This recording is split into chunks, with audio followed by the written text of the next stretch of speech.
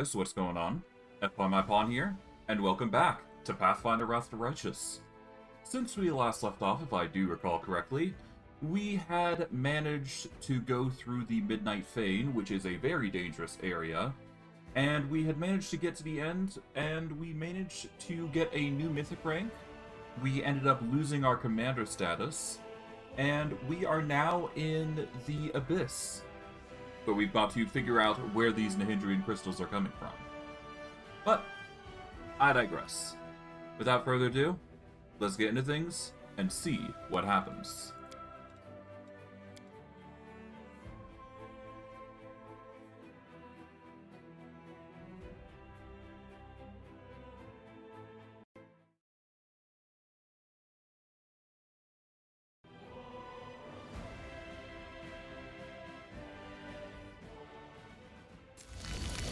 Alright. So, before I begin, I should probably elaborate how I've been doing this past week. I haven't been streaming much Minecraft. I apologize for that. I will be doing more as I can, but I've just been busy with life stuff, so I decided to, skip up on the Minecraft stuff for at least a little bit, because I haven't been really thinking of ways I can actually continue that series. But worst case, if I can't think of anything, I will probably go into a different series where it will still be Minecraft, but I know there is an RPG-esque Minecraft that I could potentially go into, if you guys would prefer that. But, alas, that is just rambling for the future. Alright, we're gonna go by weight here, because we kind of need to drop some stuff, otherwise we're just going to be overloaded here.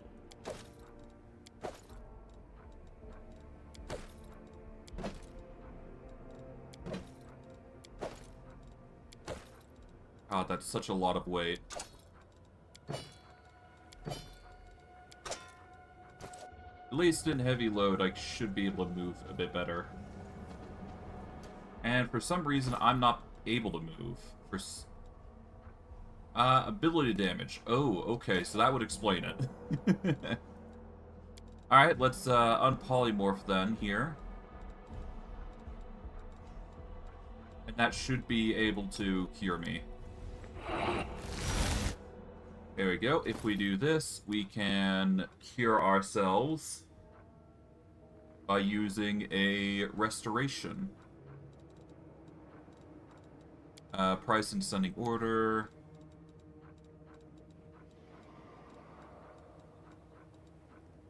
Normal restoration should work, which should be around here, I think. Here it is. There we go. I was a little worried there, but it seems like we're fine.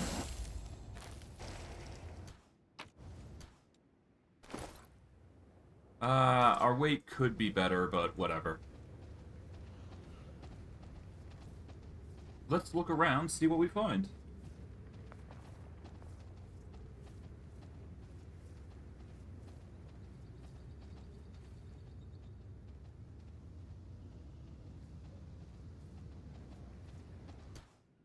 To that end, I should probably drop a little bit more, just so I'm at least at medium weights.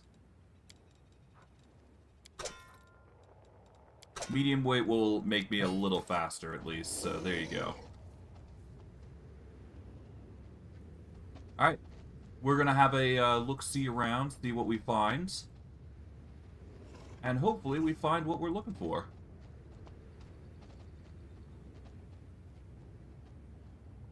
Doesn't appear to be anything here, but then again, I never expected I was going to find anything too special here. So let's get the heck out of here.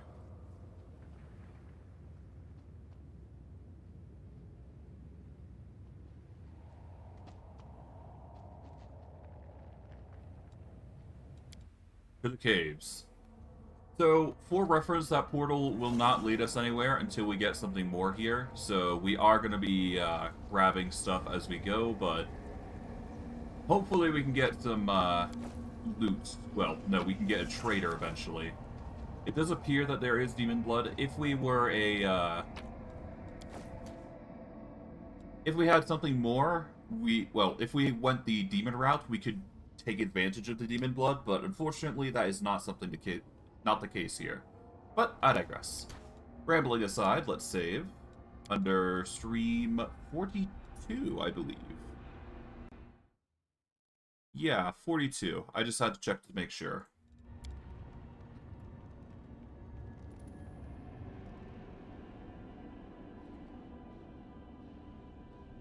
There we go. We'll save here, and let's talk with this succubus. Out of mild curiosity. Well, after we explore a little bit more further. Anyways.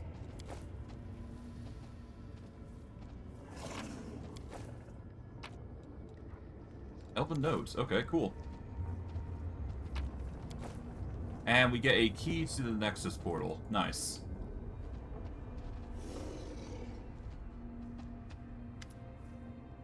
Though it seems incredible, the deformed succubus's body still contains a flicker of life. As we approach, she opens her eyes. Her lips crusted with blood, release a groan. Spawn, run. Run through the portal. You run too, Hepsimira. You think you're strong, but Our Lady in Shadow is stronger. She will get her revenge anyway.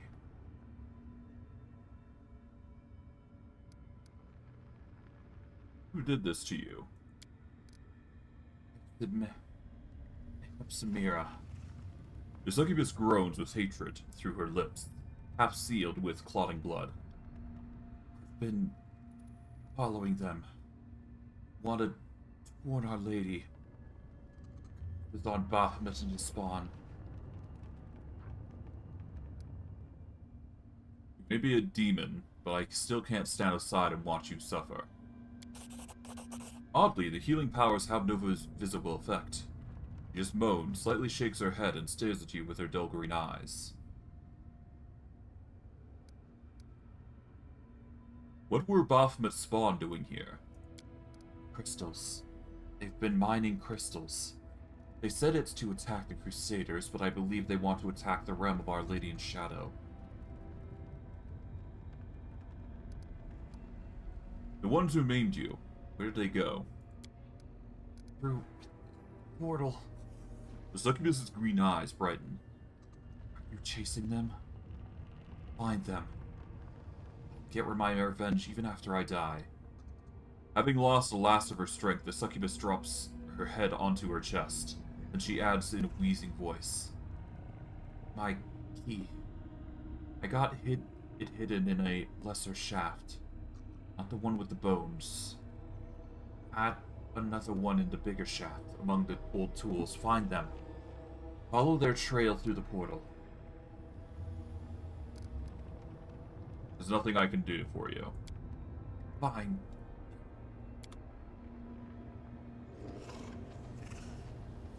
Well, hopefully, she can find a way to heal herself. We did try and use some magic, or potions, but, we can only do so much to help. We will save as we go down to see what we come across.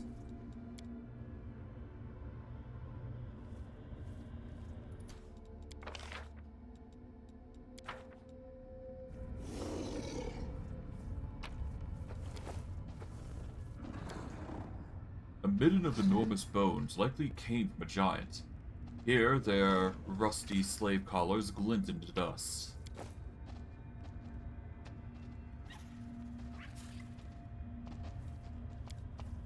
These half-run remains of a giant are missing an arm. This one was probably mutilated while it was still alive. Okay. Oh, hey, Suture. You hear some muttering coming from the pile of bones. Gone. They're all gone. Left me with nothing. I've been searching and searching, but there's not even a trace. A large giant skull shakes, and an old acquaintance of yours, the dredge called Suture, climbs out from under it, grumbling and groaning. He notices you. He blinks, and then he says in a tone of extreme melancholy, it's you. What are you doing here, Suture? Can't you see for yourself? I've been browsing decorations for my new luxurious palace, with a view of Ishir's best beaches. I was on my way to see Mistress Arena. I can't teleport when I'm like this. Every lousy Brumar can do it, but I can't. All I could do is reach the Midnight Fane and slip into the rift. Now I can't go further. I've been searching for portal keys. Portal keys? You've seen the big things up there, on the surface. They're kept closed most of the time, so the slaves wouldn't run away. They can be opened with special keys. Lucky enough to find such a key, I would have left this nasty place in a heartbeat. And then who knows? Maybe I could have found Mistress Regil. Is Regil here somewhere? You funny lad you are. My mistress, she's like the wind. One moment she's here, and next she's gone. But she loves coming to a Lush to the abyss. I would have found her by now if I could get out of here. What is this place? It's like a little burrow dug by Baphomet's rats in the mansion of the illustrious Lady Nocticula. Former burrow, that is. Once I visited this place with my mistress Arilu on business, and this place was abuzz with life.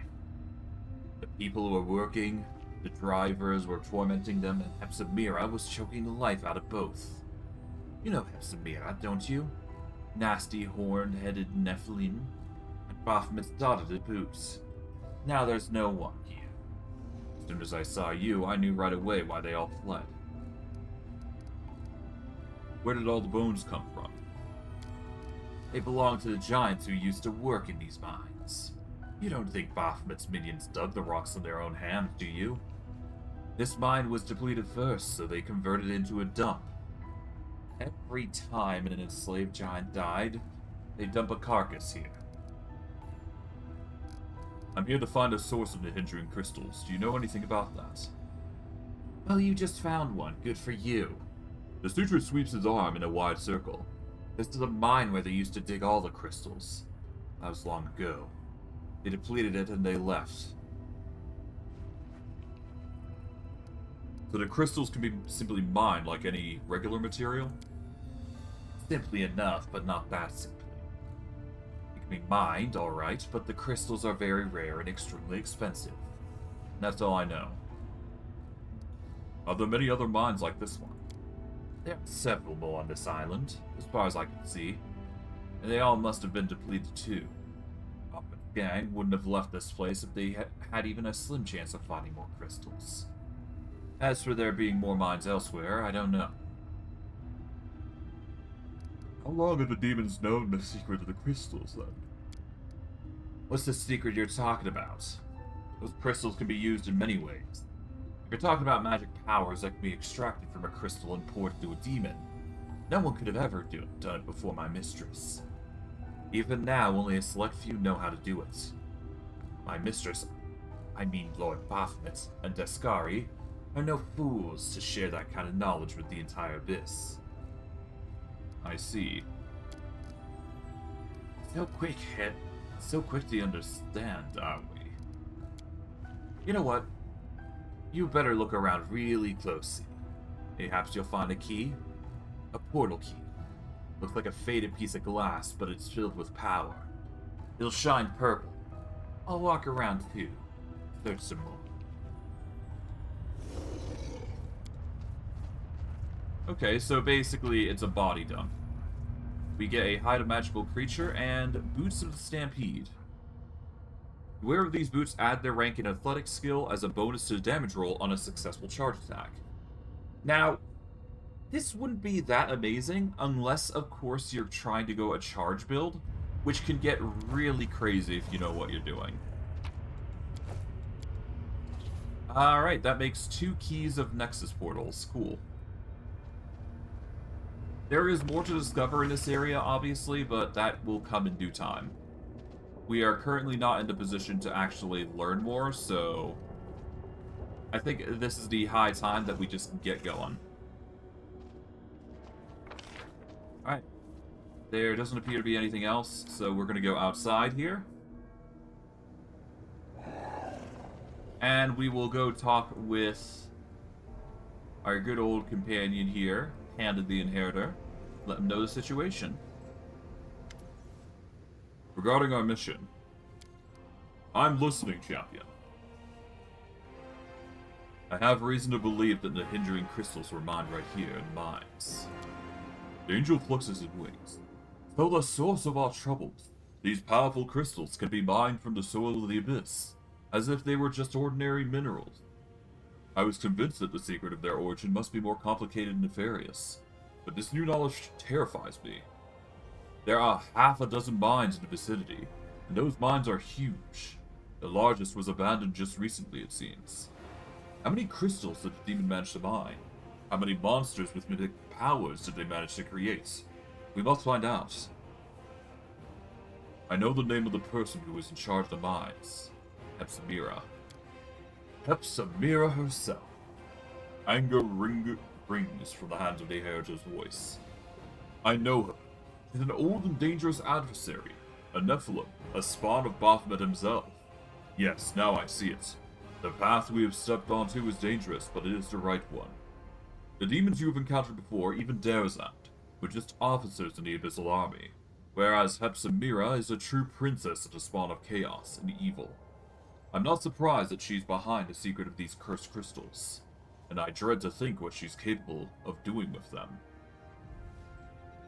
The dying succubus told me about a conflict between Nocticula and Baphomet's servants. I'm not surprised at all. The alliance between the demon lords are usually fragile, and they break like spiderwebs in the wind. However, the discord between our enemies can work to our advantage. No matter how repellent it is for me to even countenance, we must learn more about what's going on.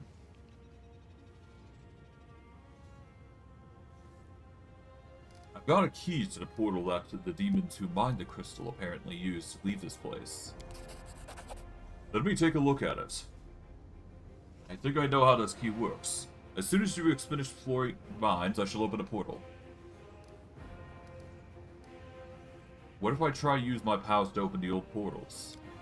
Alas, that is unlikely to work. These portals are unlike the seal in Dresden. They cannot simply be swept away. Use that method, you'll either destroy them for good or open the path, but not in the place where the portal initially led, and where our quarry fled. Alright, I've learned everything I want to know about this place. Time to open the portal and press on. Then let us begin our pursuit at once. The portal begins to grow lightly, and the Hand of the Inheritor gestures forward, his hands clenched onto his fist. Onward, wherever this road may lead us. After approaching the portal, the angel freezes. Heaven above, just look at that. I see the pattern of sky-piercing spires, and a steep dome set against the midnight sky. That is Elushanira, the damned city of Nocticula. That's where our enemies are heading. You think you're quick, eh? A lot quicker. The angel's blade is just a moment too late to touch the skin of the demon, who pushes into the portal. That cunning creature stole our key. The portal's active again. I swear, even the lowest of the abyssal creatures are disgusting and despicable. Well, don't worry, I've got the second key. The demon's plots cannot stop us, but we still haven't had much success in countering them. That is why we must make haste and move onward. The portal leads to Elushanira. What does this mean? It means we'll be looking for a particular clutch of demons among the thousands of their kind. Elushanira is a real demonic metropolis. It's a huge macabre, but it's a little safer, or rather a little less dangerous, than the other corners of the abyss. Lady Nocticula loves having visitors, including those from other planes, and she does not like her guests are dying every day in her city. But if it happens quietly and without too much attention, her black heart won't even skip a beat. We must be twice, even thrice as careful in this nest of sin. Will we have to move here onward altogether? I do not think it will be necessary. We need an outpost in the abyss, and it will be the best if we build it right here, far from larger demonic settlements, and close to an active portal that will allow us to return here at any time. All your companions that are currently unoccupied should take care of guarding and settling up the camp. Let's go. Let me tell you something, champion. We are going to Lucianira, the city of cunning and seduction. As sad as I am to admit it, we are unlikely to find our enemies in the Nihindrian crystals they took without the aid of the denizens of this hideous place. If Hepsamira has something to do with all this, we need another demon that matches her power. We'll need to find a way to make contact with one of the city rulers. On that point, we now know that there's a conflict brewing between Nocticula and Baphomet. I will not be welcome in this dark place, but I have prepared for this. I will cast a spell upon myself so that not a single denizen of this place whose soul is devoted to evil will be able to see or hear me. Invisible, I will follow you and protect you from all dangers and temptations of this place as best as I can. The demons will be unaware of my presence. Now, let us go. By the light and the sword.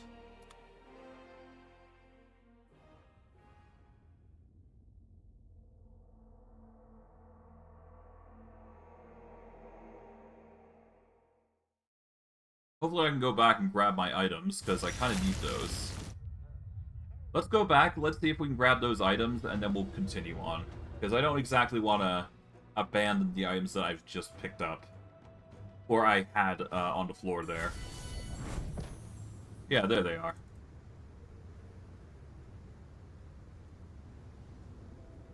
Grab our items and we'll be good to go. Like, thankfully we get full carry weight, or full speed when we're carrying the stuff here. That's good. Regardless, we can go talk with...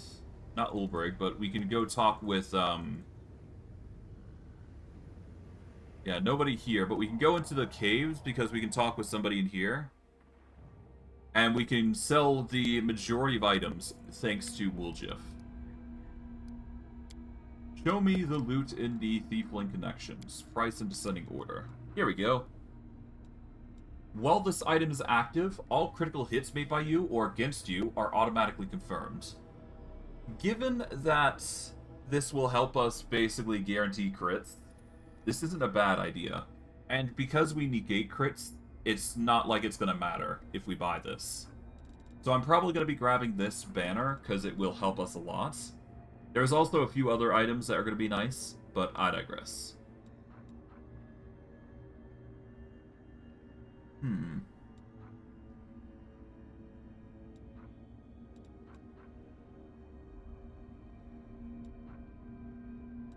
There's also a few other benefits by getting these, but I digress. Let's see. We don't need the Haramaki, because armor doesn't work with when we're wearing it.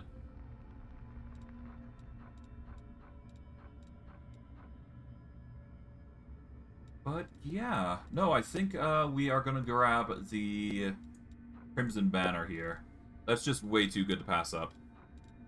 Go by price in descending order. We'll sell everything that we don't need. This should reduce the price just enough for us to actually grab this item. Or at least I'm hoping that's the case. Alright, chainmail can go, hide armor, studded leather. Keep the apprentice robes. We don't need negative energy resist. Ditch that. We can keep the alchemist shirt. Sell that. Sell this. Keep that. Sell this. Bashing shield we don't need. On the brink of death. We'll keep that for now. Keep the rope of unspeakable truth. Refined maneuver we don't need. Don't need life vim. As far as I'm aware. Yeah, it's armor anyways, so we can't really use it. We'll keep that. This is DR3, period. We'll keep that. Sell the spell nullify, because that's just meh. And weapons, here we go.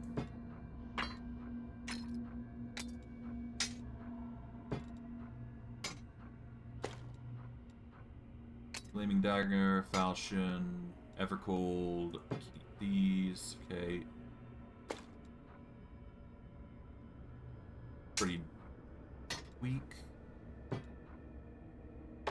Alright, Scythe +3 can go. There we go. What was the second to last one? We... Roasted quarterstaff. Okay. That can go. Keep the Guardian Battle Axe. Nightmare. This would be a pretty good effect if we could knock people prone. Well, this is actually be a very good weapon, I must admit. The enemy would be knocked prone, basically, every time the are shaken or frightened. Whenever you're doing an attack, anyways. So that's multiple saves would be knocked prone. Nature's Collar. We don't need that. Illustrious Sweep. Force the target to become blinded. We don't need that. We don't need this. I'll keep it, though. There we go. Alright, we're gonna polymorph here. We'll get rid of most of the spells that we have here.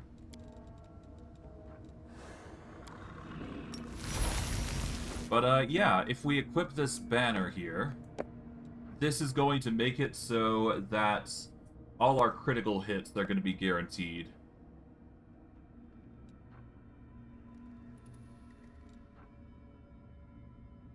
Opposite bleed, cold iron.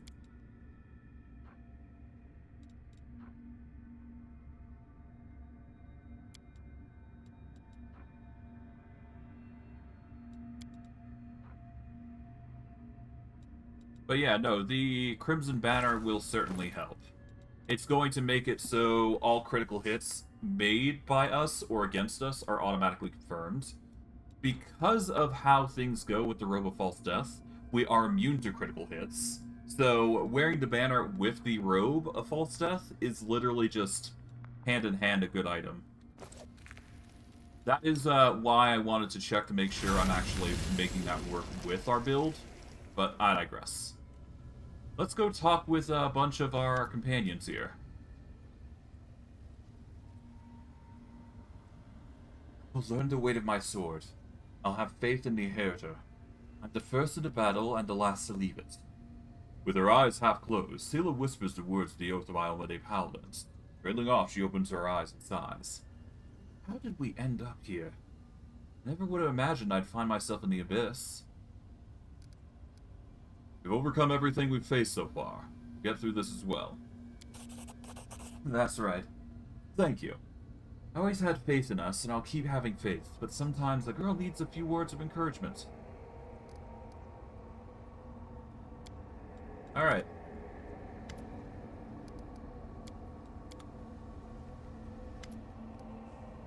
Darren looks distracted. He's rather... okay.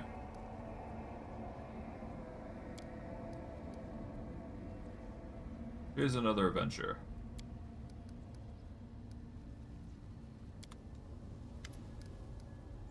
The seal's drawing something, but when he notices you, he hurriedly holds over the paper.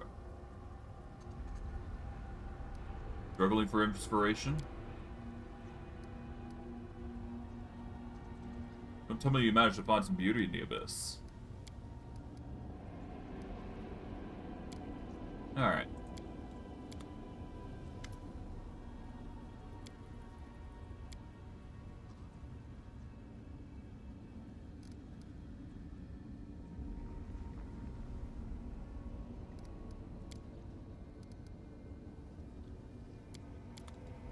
Okay, well, whatever. Alright, let's see. Is there any things that we don't need? We're gonna go by weight in descending order. Let's toss in the books that we don't need. Everything else seems to be 0 weight or lower. Alright, we'll close that. Go to here.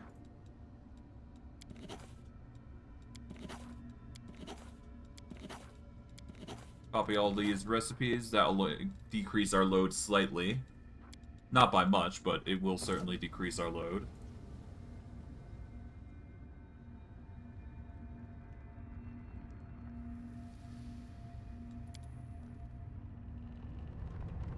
Alright, so far so good.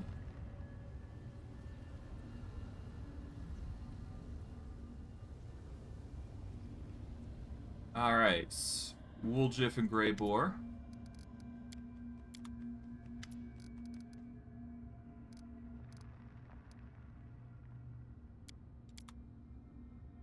Okay, nothing to say. Yep, that's perfectly fine. Alright.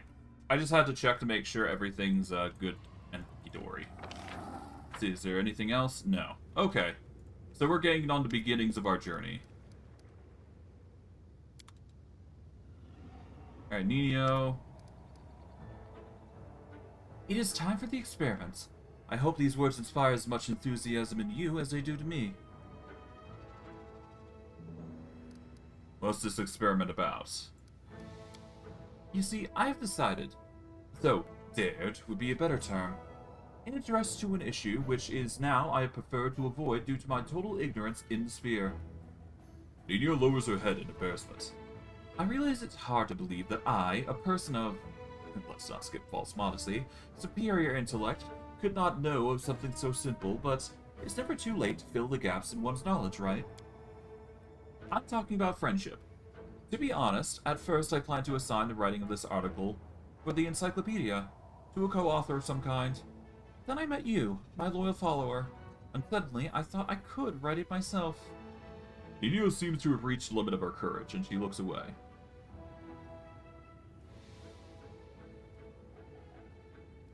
So you've never had any friends?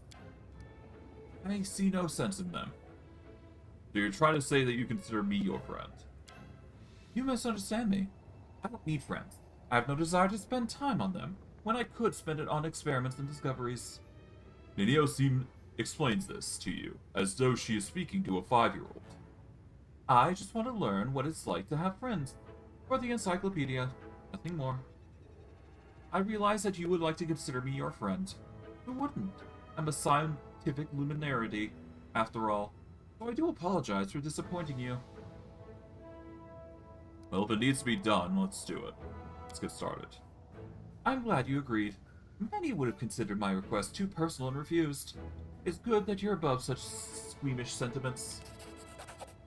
Here, I've made a list I based on my observations of individuals around me, and on my personal knowledge of the topic which, I have to admit, is far from comprehensive. She hands you a crumpled piece of paper. Study it well, and we'll start as soon as you're ready.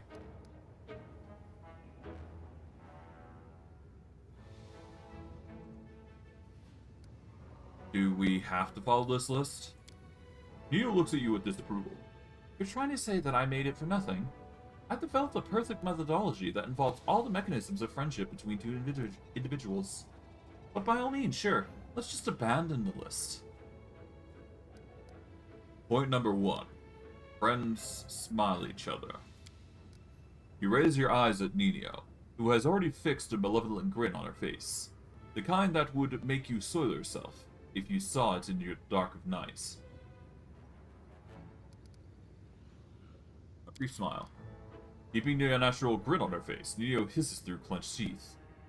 You call that a smile?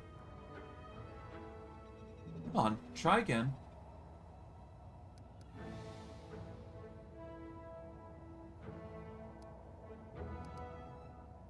Alright. Your eyes bore into Nino's, and she stares right back at you with both grin and... as you both grin as widely as possible.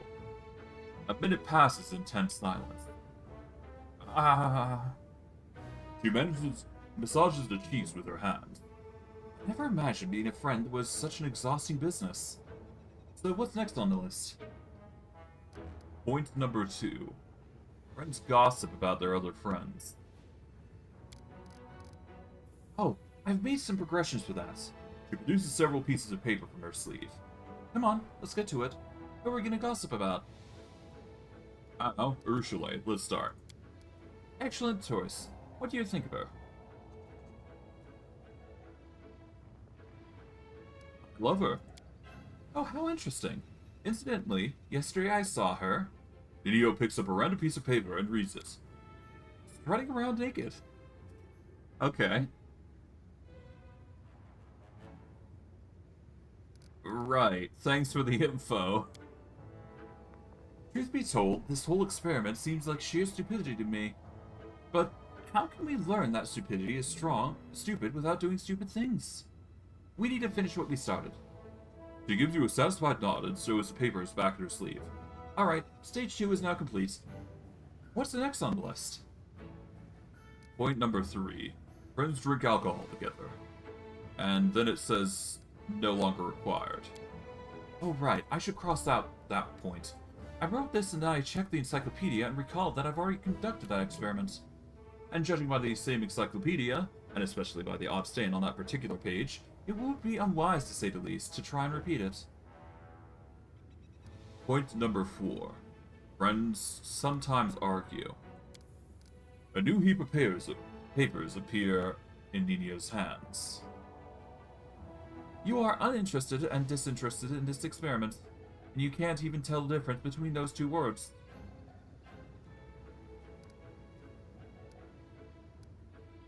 What? You're such a freak that even Rovagug feels sorry for you. Your mouth stinks so terribly, your backside's envious. Your head is only suitable for use as a receptacle for food. Hey, I'm running out of insults. Come on, join in the discussion.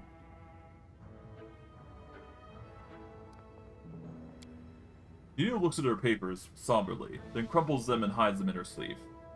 You're, a fool.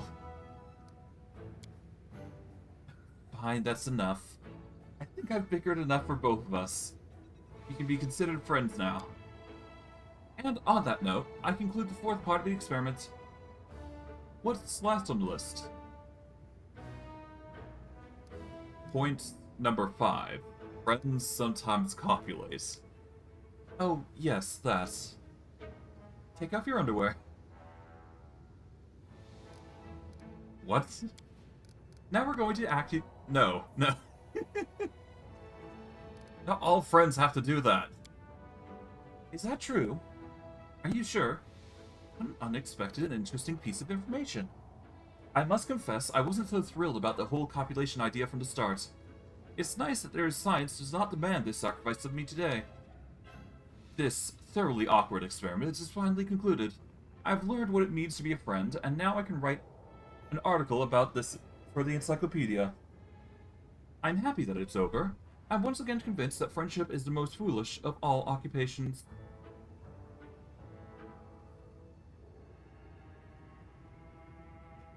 Did it all wrong. Friendship is more about smiling, gossiping, and bickering. Is it? We've conducted all the assigned actions typical for two friends. Of course, I could have compiled an extensive list, which would have included joint food indigestion and senseless banter with the aim of showing each other the least attractive light. But how would that change the situation? Did you know that what I will write for the encyclopedia? Friendship is a set of primitive rituals intended to help individuals forget about their loneliness. However, I have no interest in that. I see my loneliness as a sign of my uniqueness. The one who leads the way is always alone. Now I have time to answer your questions. No. I'm going.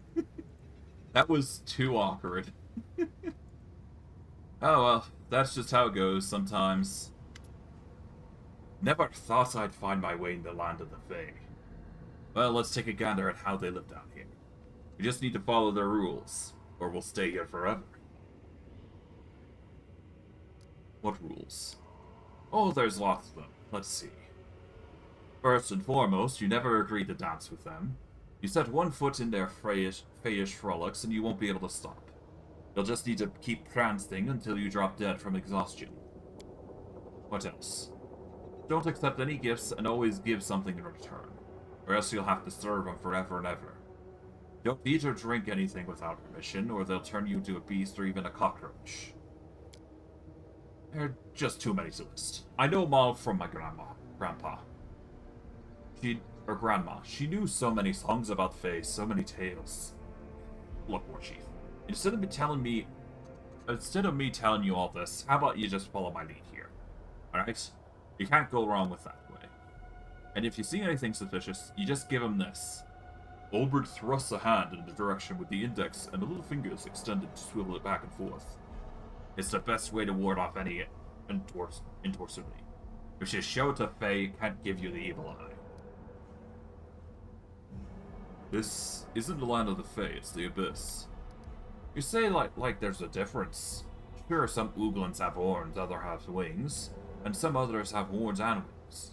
But they're all the same Ooglins in the end. Alright.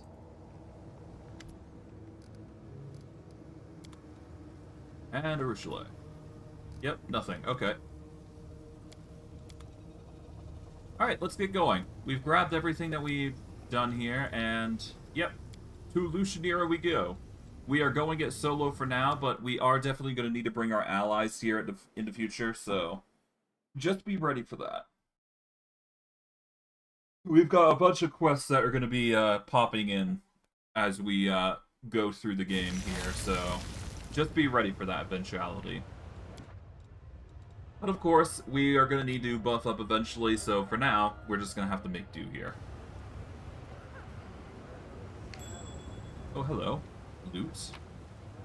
We get the remains of the colorless one. Huh. And we get a buckler. Buckler of protective elements.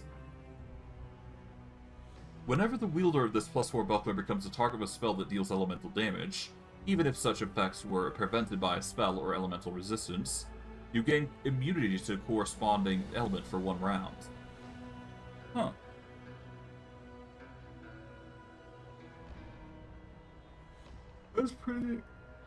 That's pretty powerful for a buckler, I must admit. That's nice. Alright, knowledge world check. I highly doubt I'm going to pass this, but I can certainly try. What is the DC here? We got a 14, so we need 5 more points, so we need to roll an 11. So that's like a 45% chance to succeed. So we are going to need more points in our knowledge checks, but that's just, you know, expected at this point in time.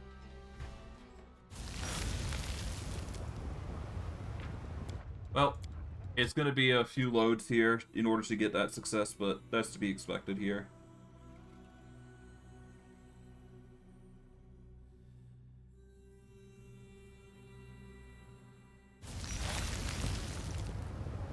Another fail.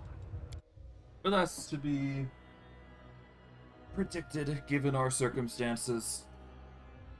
We got like a 45% chance to succeed in some of these checks after all, so getting the success here is just necessary.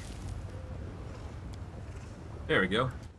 Judging by the surroundings, these is the slum of Lushanira, Nauticula's capital city, the abode of beggars and vagabonds.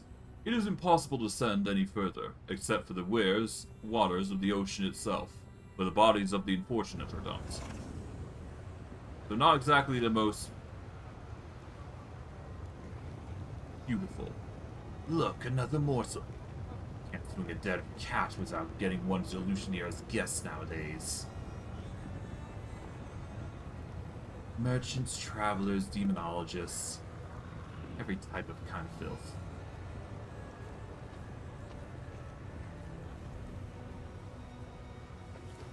Man. Pretty ominous. But, yeah, no, we are now at the port here, so be ready for that. I'm not going to be going to the port just yet, obviously, because there is going to be some time. I've got plenty of time to address that in the future, but yeah. We'll deal with those as we go. And this is a 21 check, so I just need to load and get a better result. But it's way easier than the 25 that we had to attempt, so why not? We'll get as much experience here as possible, because this is going to be an area that we're going to get a lot more experience, I imagine. There we go. Long forgotten by mortals and demons alike, the unholy sigils of the perished demon lord, Nihindri. Yeah, so this basically indicates that the port is there. Now, this area, the port, is where we're going to actually find our companion, who, well, not companion, quote-unquote, but we're going to be finding a certain individual that we're familiar with here. And if you're familiar with this area, You'll probably recognize it from my testing series, where I go over classes here and there. As you can see, yeah, the ship is now here, basically. But yeah, his ship is over here now, as opposed to the alternative.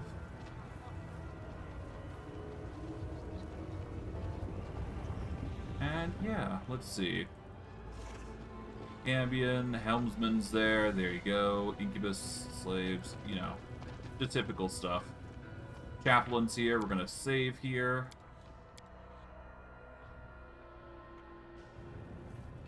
Hello. Show me your potions and scrolls. Descending order.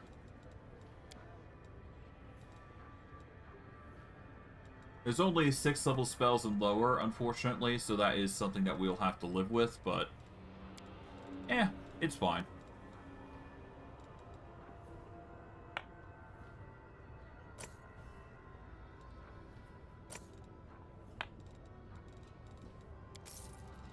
Alright, there we go.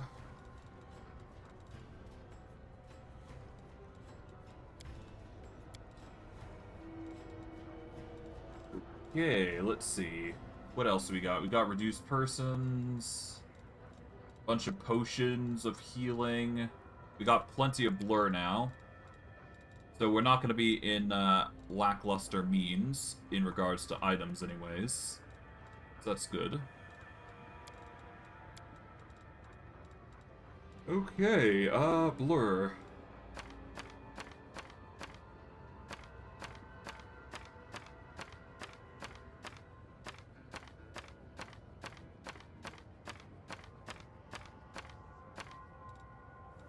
There we go. Get 40 blurs.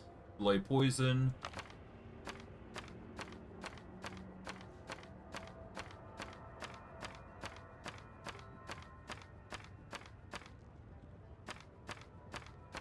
There we go. That is the delay poisons done. We don't need false life. Got plenty of mirror image that we can go for.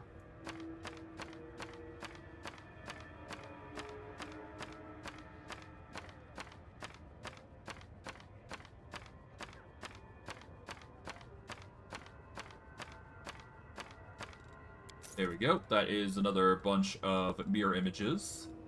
Protection from arrows.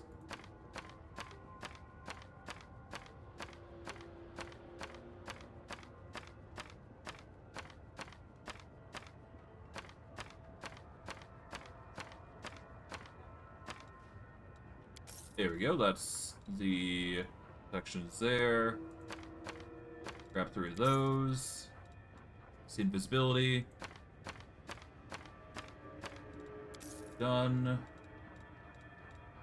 Bark skin is doing well. We'll buy 2 potions of that. There we go. Blink, we don't need to worry too much about. It's really just haphazard. I'll buy 2 just to be safe. Haste.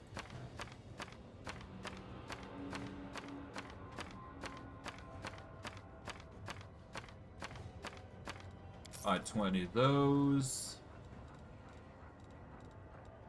Heroism is not that heavily pursued, but it is there if we need it. Enervation, nope. False life greater. We've got plenty. Well, we've got some.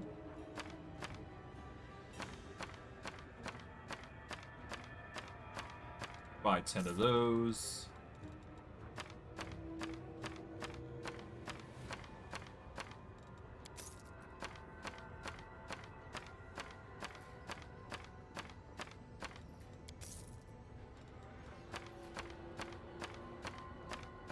Eight, 9, 10. Done. Okay, that should be all that we need. We don't need heroism or all that shenanigans. Let's see, anything else that we need? Not really. I will leave all the extra stuff at that, I suppose. Buy 7 of those, and that's it. Okay. Let's get the heck out of here.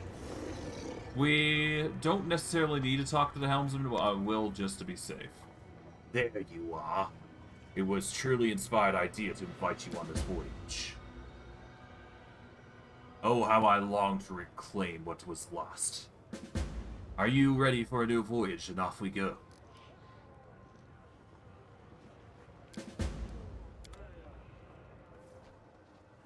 But yeah, we can go aboard the ship whenever we want now. And while I don't need to, I am going to be continuing on through here. So what we're going to do here... Alright, let's minimize the things that we don't need to go through now. Alright.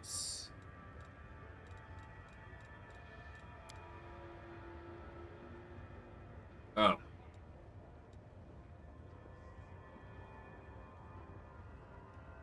A group of Hell Knights have vanished somewhere in the world.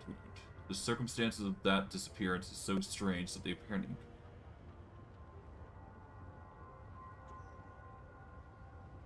Did I guess I missed that. That's my mistake, huh? Damn it. That's gonna annoy the hell out of me, but whatever. I was just busy with dealing with the war, so I guess the Hell Knights are just gonna have to bloody deal with it.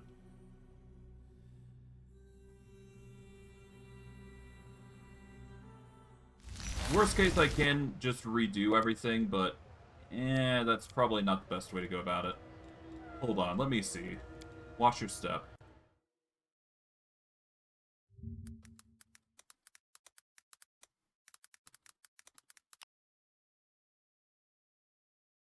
Okay, yeah, no, as I figured. Damn it. Okay.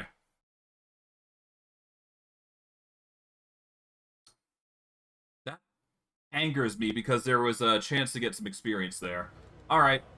Worst case, I'm gonna have to redo this that entire section, but damn, that's annoying. Oh well, it's not like it's a huge deal. I'll live with it. It's fine.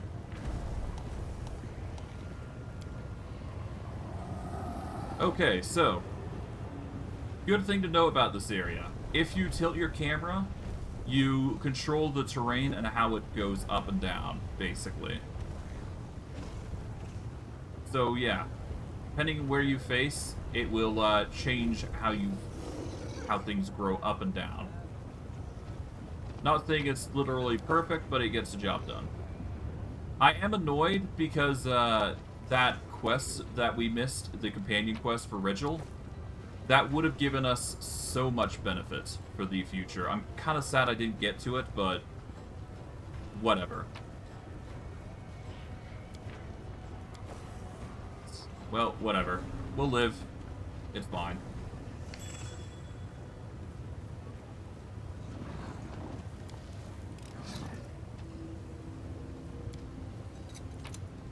There we go. I can't be bothered with reloading these shenanigans here.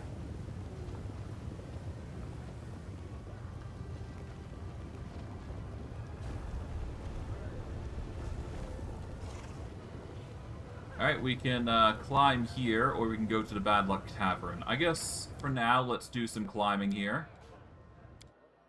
I am sad that we couldn't get to that quest done, but whatever. We'll live. We succeed there, and if we do this, we get experience there. So, yeah. Bad Luck Tavern now. Yeah, no, that just realizing that I missed a quest there has just irked my mood. Oh well. We'll live.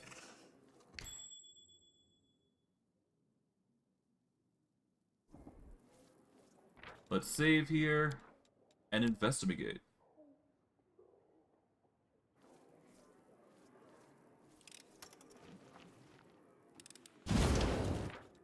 Load, I guess.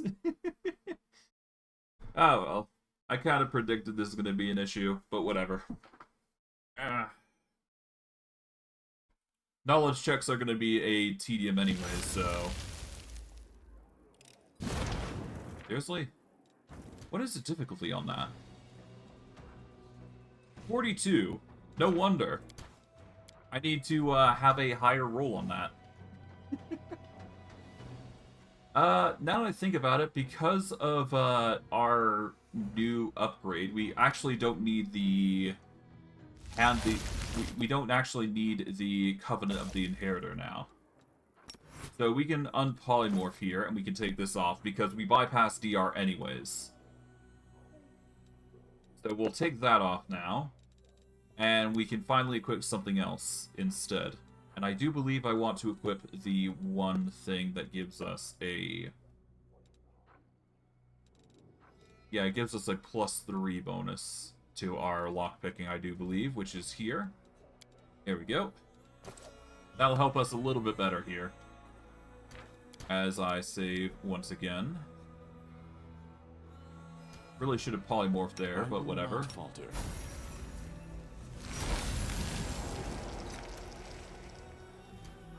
See, a 41, nearly.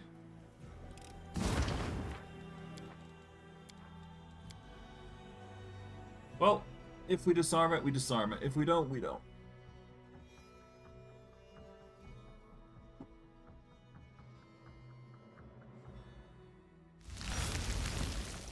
I stand ready. Alright, let's save here. Because we need it in polymorph form if we want any chance to do this. God. The rolls are not in our favor here, huh? Oh well, it's all good.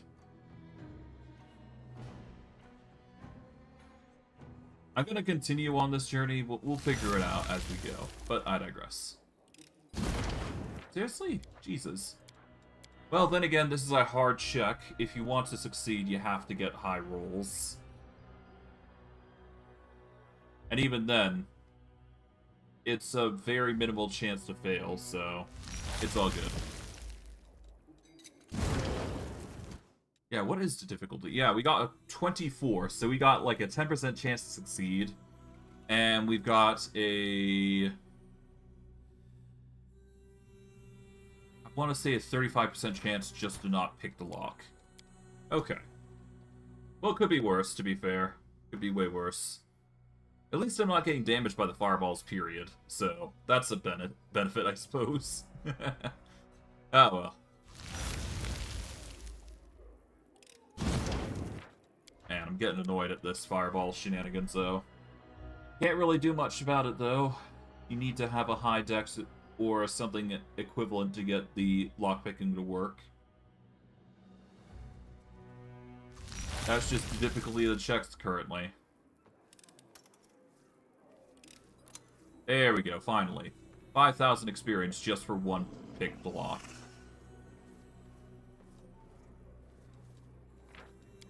Save here, and then we'll pick this lock, so that way you can get the item. Okay. We can go up outside up to here. Assuming we want to, that is. Grab the loot there.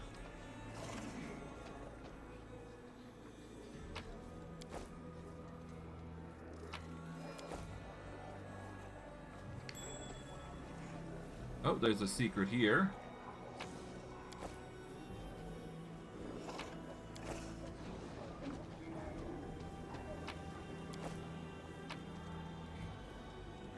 Okay, a ledger.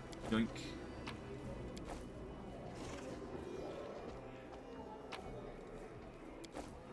It doesn't appear that there's any special faces here, but that's fine. We've got somebody here that we can talk with.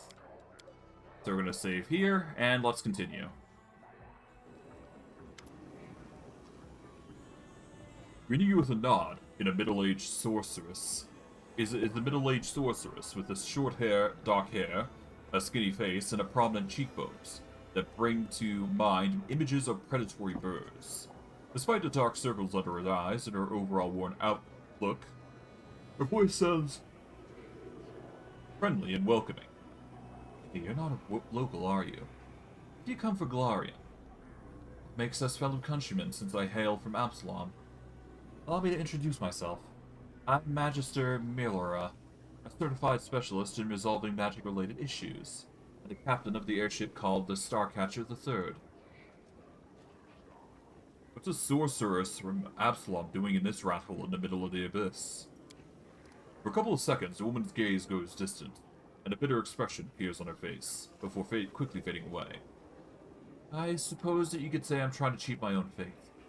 In the current stages of my life, the Abyss seems like the best port to call home for me. There aren't a lot of experienced and, at the same time, trustworthy captains around here, so I never sit idle. You seem honest. How do you manage to survive in this place? Frowning a little, Millera crosses her arms in a resolute gesture. I see what you're getting at. You're asking how a captain who doesn't grab everything that isn't bolted down, a captain that doesn't steal cargo and doesn't throw passengers overboard, how can they survive surrounded by a gang of bloody pirates? My answer is simple. My principles protect me. I strictly follow the unwritten aeronaut code. I never ignore those in distress. I never attack other vessels, and I honor the integrity of the cargo that I'm trusted with. Maybe I look like an idiot to the other captains, but I don't care. My doggedness earns their respect, even if it also provokes their ire. Besides, they know that I'm stubborn, so I'll defend myself to the very end. I suppose that's the real reason why they haven't slit my throat and seized my ship yet. Okay. Tell me about your ship. Okay. What's work with ship? Yep. You wind up in the Abyss. Yep. But yeah, no, that's one of the ship captains that we'll be utilizing in the future, but yeah, we'll rely on him.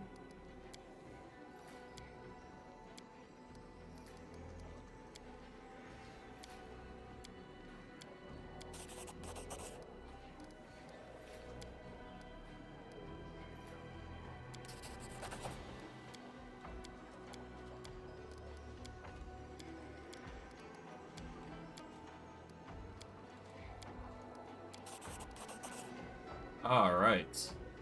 So, basically talking with him gets us the information that we need. It helps update the quest. I'm not gonna go through literally everything, but yeah.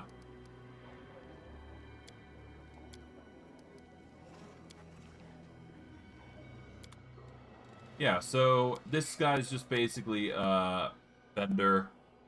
He's going to offer you a quote-unquote Nihindrian crystal, but it just gives you a +1 to knowledge world checks. Put simply, a shard of deep red crystal, the seller is referred to as Nihindrian. An obvious fake made for gullible fools. Don't buy it, it's not worth it. As you can imagine. We don't really need to buy anything from him, as far as I'm concerned. He's just there if you need potion supplies. But considering our supplies that we have currently, we should be fine. Regardless, we're going to need to talk with a bunch of people anyway, so yeah. Alright, let's get going. We are going to make our way up, and we are going to go out through here, as opposed to the alternate path. Although I guess we can go the alternate path, it doesn't really matter.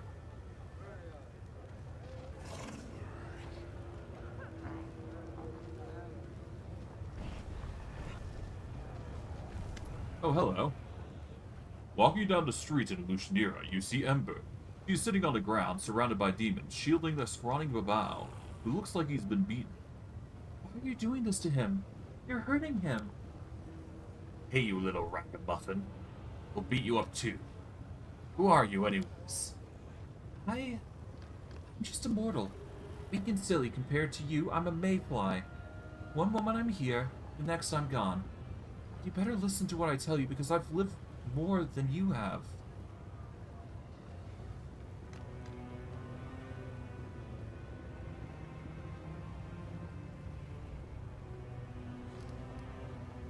Ember, are you going to preach to demons? Why not? Are demons worse than humans? The demon draws close to the girl and looks over her with contempt. What's all the riddles? What do you mean you've lived more than us? Very simple. I haven't lived very long, but I have friends. Those I can protect. Those who are glad to see me. There are many sad things, but I still know what happiness is. But you? Eating, biting, fearing, hating each other? Are you really happy? And if you aren't, is that any kind of life? So yeah, I've lived a lot, but you spent centuries and centuries without really living. This mortal brat. This lump of meat is going to preach to us. The demon gives a predatory sniff, bends down, and shows off his mouth filled with sharp teeth. You know what makes me happy? Gobbling up tasty pieces of meat like you. Ember looks at him sincerely. She reaches out and strokes his horned head with her burnt palm. Poor thing. You're so hurt and all scared all the time. Feel a bit better, and while you torture others and forget about your suffering. But is that really happiness? The demon recoils from her touch. There's a combination of surprise and terror in his fearsome face. Are you crazy or something? The demons stand around Ember. Their faces show caution and rapacious interest. It is clear that they are slightly afraid of the strange girl, who shows no fear, but at the same time they see no obvious threat.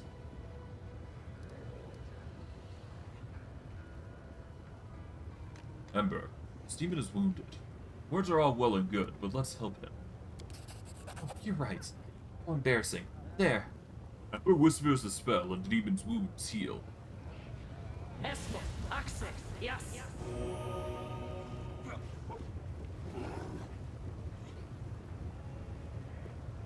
Devout jumps up and runs away from Ember, and the demons who were beating him.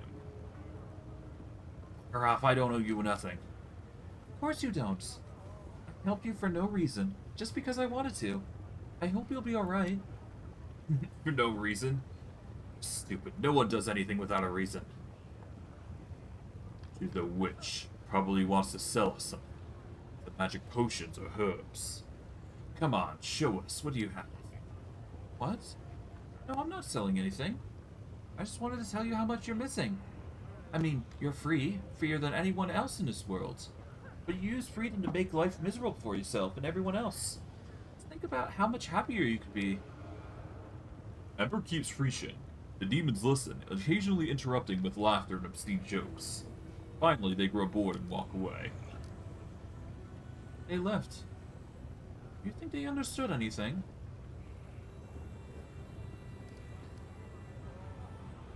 Well, if anyone in the world could convince a demon, well, who knows? Even I'm intrigued to see how it'll turn out.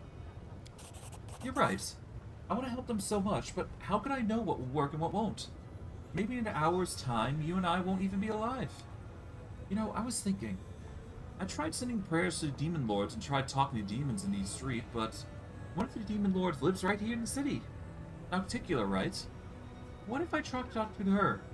Not through prayer, but in person. You're gonna meet her sooner or later, aren't you? Please, take me with you. I'm sure if we meet face to face like you and I are talking right now, I'll be able to convince her to stop being so mean. You'll take me to her, promise? Sure. I mean, hey, why not, right? Worth a shot, at the very least. Alright, there is a religion DC 38. I'm not going to be doing that, that's for certain. Because religion is only at 15, so we wouldn't have enough to actually succeed that no matter what we do. So we'd have to level up again just to get a chance to get that higher. So, for now, let's make some skill checks to get as much experience as we possibly can.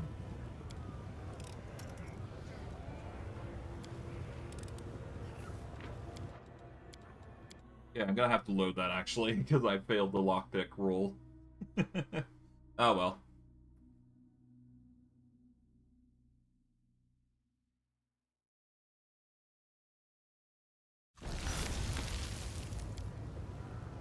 At least my skill checks are pretty easy to do. Yep. We can make an athletics check to climb up to the next layer of the city. I'm gonna save here, so that way I can actually do the check here. I'm not gonna be climbing all the way up to the top of the abyss, but I will be picking my locks here and there. But hey, we get the Librarian's Cloak. We get a +10 to use magic device skill checks, and also increases the effective cast level by 4 when using scrolls. So if we ever use scrolls, we want to wear that cloak, because that will increase the cast level by 4, at least temporarily, which is going to be a good addition. We're not going to be talking with the senior guards here, because they won't do anything for us that's going to help us, so No point in doing so. There's a trap there. That's to be expected.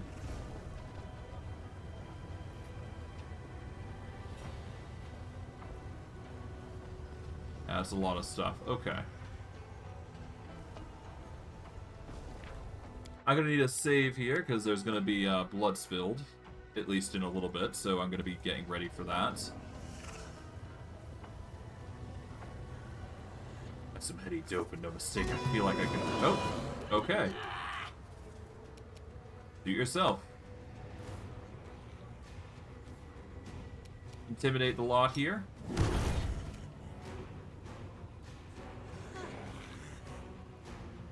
And we're going to 5-foot step back. Here we go. These guys are going to have a rough time. Using the shout ability, that isn't really going to help them. We're going to move Bismuth back here, and we're going to attack the demon leader here.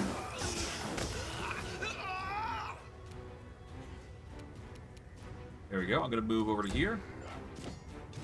Ow. Good thing the damage reduction is going to trigger now, so that way we're going to be covered no matter what goes down. So we'll be fine. We'll deal with the Abyssal Huntress now. Yep, it's 5-foot this way.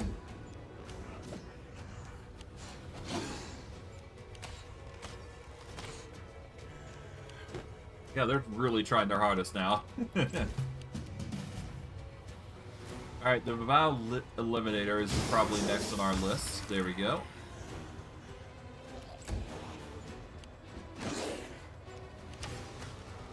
Yeah, our fast healing is quite well.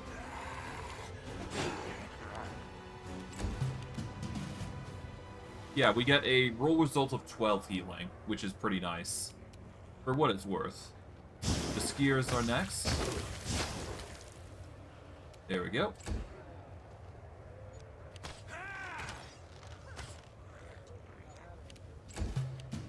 Let's see, you are currently afraid. We are going to demoralize. There we go. He's now shaken for 6 seconds. We are going to move up closer. Put him in a very compromising position.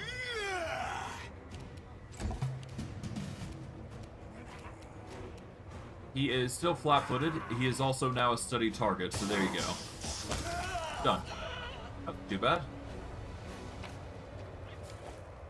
Grab all that. Got a Knowledge World 29 check. So we're going to save here and make a knowledge check here. Might as well. We got a 15 at least. So that is a low chance, but not impossible. Well, no, it's a 14. So we've got at minimum a maximum of 34 that we can make here. So 29 to a 34, that's a 25% chance to succeed. But still, it is a better chance than what we would have gotten.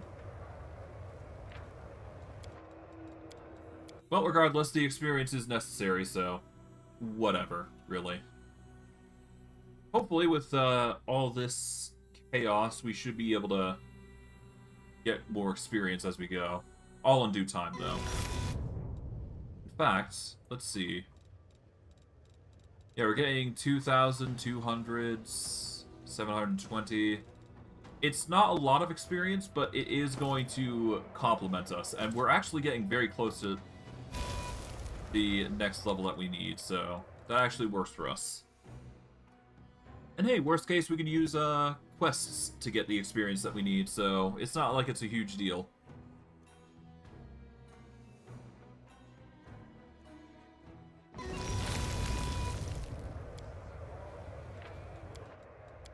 But yeah, we're going to have to reload until we get the success. If it were any higher, say like a 35 or something, I probably wouldn't even consider doing the check. If anything, I would probably save it for later.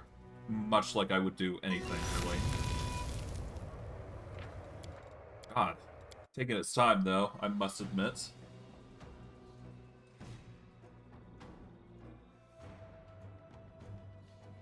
Oh well. We should be fine.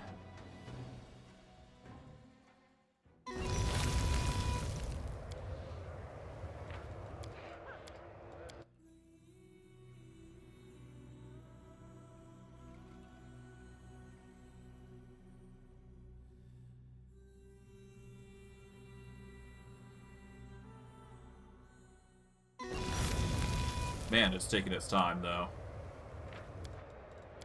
Worst case, I might just skip this for now, but I really want to succeed this at least. That is the goal here, after all.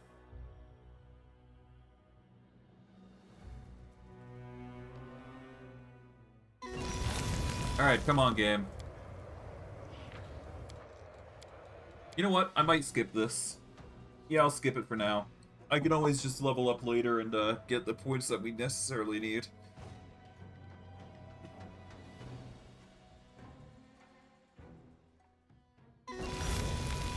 Yeah, we're gonna skip that for now.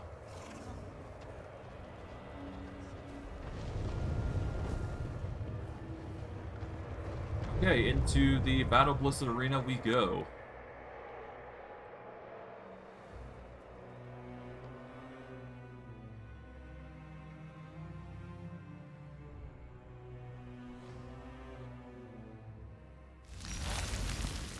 Alright, let's save here.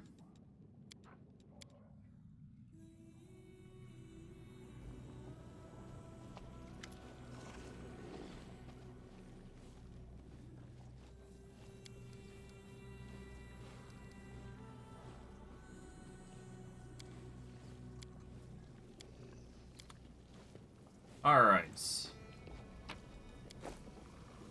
So apparently a guy's going around flirting with demons. Okay. Alright, so, good thing to note. This is where you're going to get one of your many buffs in Illusionera, because, well, Illusionera has a plethora of buffs that you can benefit from. The first one is here. So just so you guys are aware, if you bring Minagho with you, you can actually give her the buff that you're about to receive right now. Can you make me stronger?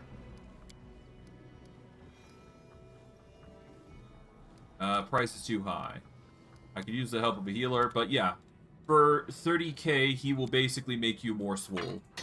So we're going to sell some stuff in order to make that happen, because it is a very good bonus, I must admit. -2 penalty AC for 2 rounds. Nope, that's really not that great. We also don't need the flaming enchantment for other weapons, so we can sell that if need be. The blitz. Holy damage for 1d4 rounds. Eh. Alright. But yeah, can you make me stronger? Let's get started. I trust your expertise. So if you're willing to spend 30k gold, or technically 60k gold, you can get some serious bonuses. But the biggest thing is that, after the recovery, you get a special ability here. But basically, it's a... He gives you first aid, and you are given a special buff called Demongraft. You are given +2 natural armor. You are given 2 inherent bonus to overcome spell resistance, 2 to concentration checks, DC, attack, and damage rolls. However, whenever your HP falls below 20, you enter a frenzy and attack the nearest creature until you die or combat ends. So, there is some downsides, but considering our fast healing is going to help mitigate some of that, we're going to be fine. So basically, as long as you don't fall below 20% HP, you're basically going to be fine. So I wouldn't worry too much about that. Besides, you get a +2 to attack rolls, I do believe, so that is just an inherent bonus. Yeah, it's an inherent bonus to attack and damage, so... If you're going to be grabbing a Demongraft, definitely do so, because it will help you. It's not really morally correct, but, you know, anything for an extra bonus, right? So I would grab this personally. It's just a better choice here. Grab that. Can't really go anywhere here. There will come a time where we can actually meet somebody interesting, but we will worry about that later. For now, let's increase our rep in the Battlebliss Arena. There is going to be a point in time where we will continue on.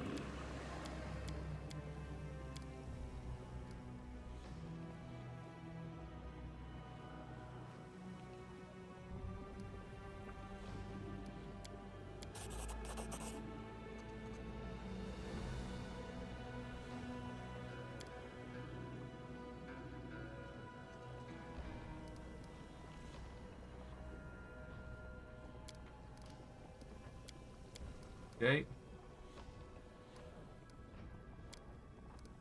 I'm just going to quickly go through the dialogue options. I'm not going to go through details, put simply. But, ultimately, this guy's basically going to act as our handler, quote-unquote, and he's going to help us fight the strongest individual in the arena. But regardless, I'm ready to enter the arena. Who's my opponent? Will be a fight to the death. Yeah, let's go. No reason to sugarcoat what we're about to do. Basically, commit violence. That's all it comes down to. I'm not gonna go through the dialogues, but yeah.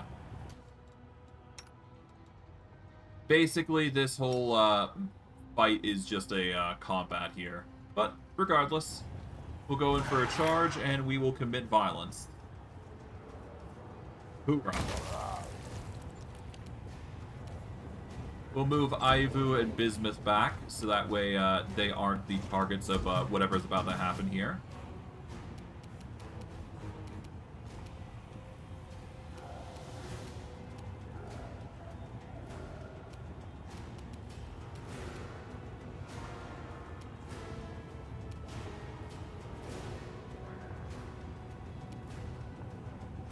There we go. This will help with attacking all of them. Here we are. These guys are going to start using Scorching Ray shenanigans, but it's not going to help them in the slightest, so we'll be fine. This is just to get you started on combat and get your experience set up, so there you go. That was easy.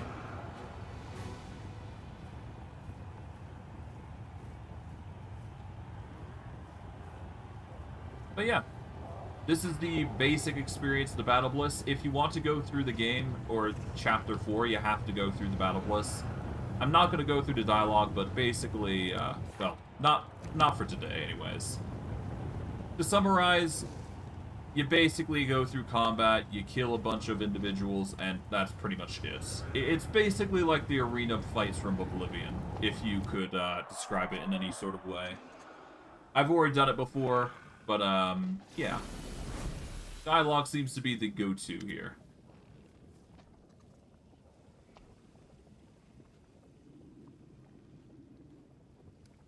Ready to enter the arena. You'll have to wait until I can find you a more worthy opponent. Alright. Well, hey, I slain some methods. That's enough. Alright.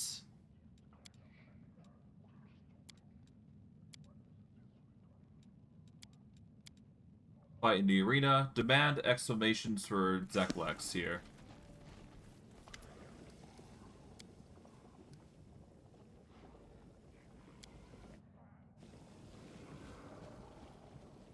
Your conversation is interrupted by an eccentric-looking demon with surprisingly bright eyes. Judging from the slur of his words, he's under the influence of some kind of mind-altering substance. Ah, look at that. As the Bepis Slayer. Train hard, boy, and maybe someday you'll be strong enough to fight a real dretch. Zeklex frowns in irritation. With astonishing speed, he produces a dagger from his sleeve and cuts the demon's throat in one swift, clean movement. The insolent demon gurgles, staring at the tiefling in surprise. He slowly sinks to the floor beneath the contemptuous gaze of his killer. The tiefling cleans his blade with what is quite positively the only handkerchief in the abyss. His face is pale, and he looks slightly sick as he glances at the corpse. He mutters quietly to himself, then he turns to you. Please listen to me before you draw your weapon. This was an outrage, yes, but it wasn't my idea. This was on Emangalis' orders. He came up with the brilliant idea to match you up with a method. He thought the crowds would find it funny. Couldn't stop him, but I assure you this will never happen again. Quick as a flash, Zeklex produces a gold coin from his bag and places it in your hand. Here, this is for you. From now on, you can freely use the transportation arc that's located near the Battlebliss. This is one of the privileges afforded by the arena gladiators. Want a proper fight?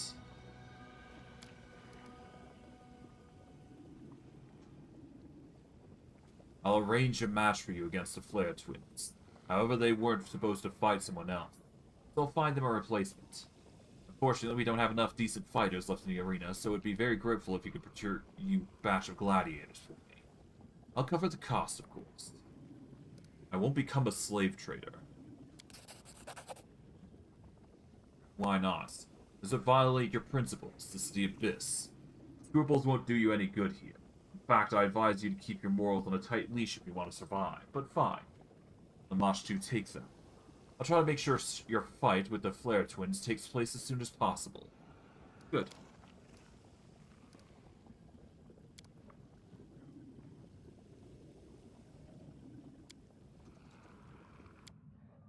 So basically,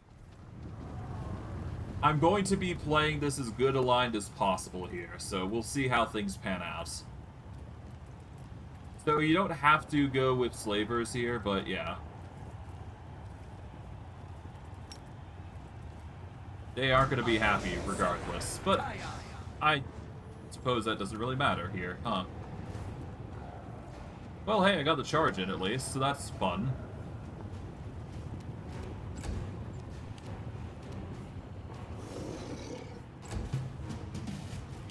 Alright, you guys are going to go there, okay. 4 levels. 2.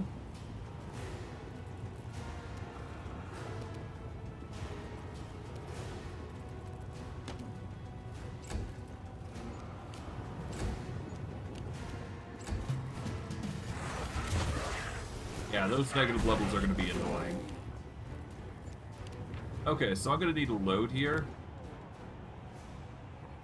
Oh no. Okay, hold on. Let me actually do something better.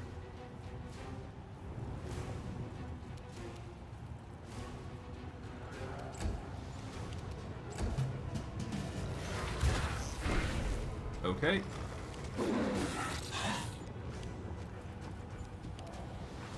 Alright, so Ivu currently has a bundle of items that she can use.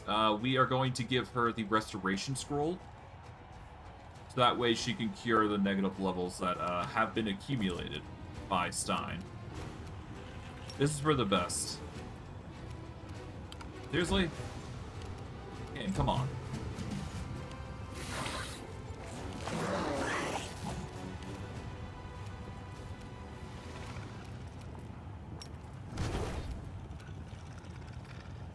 Intimidate has failed, that's fine. Ivu, we need you to restore. There we go, and we will 5-foot back. There we go. That brings Stein back to full, effectively.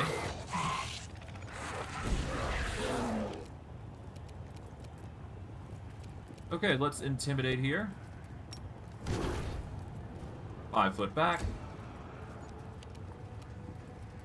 We are going to 5-foot back as well and use the Coin of Protection here to give Stein just a better result of protecting himself.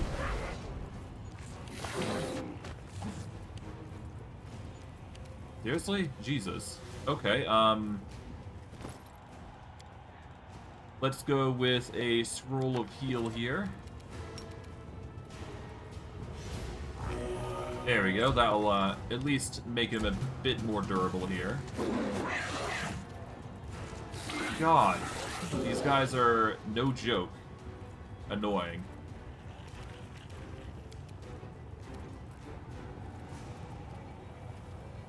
Let's see, these guys are level 20 outsiders, let's see.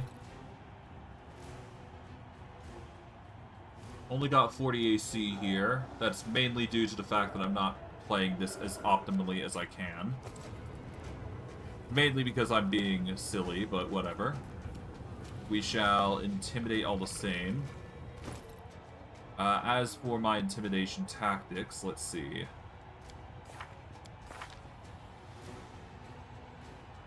Persuasion is 32, so it's probably due to the fact that their will is probably really good, right? Never mind the fact that they got a few benefits here and there, but regardless.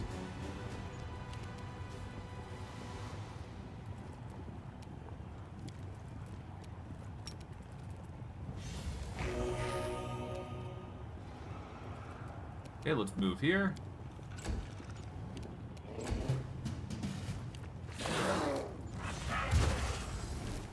Once again, negative levels. Lovely.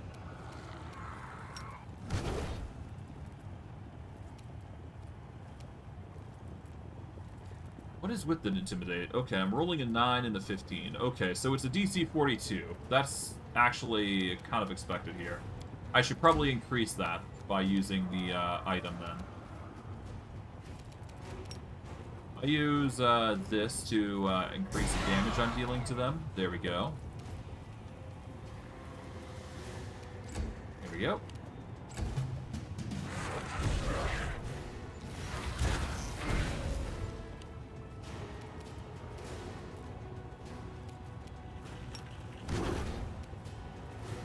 Ah, that Intimidate's just so unlucky. Okay, whatever. I got a better idea. We're going to... Well, I've got roughly a good idea. For now, let's start by focusing on healing with Aivu here, because goodness knows we're going to need that. I just want to beat this at least, so there you go. 5 foot back.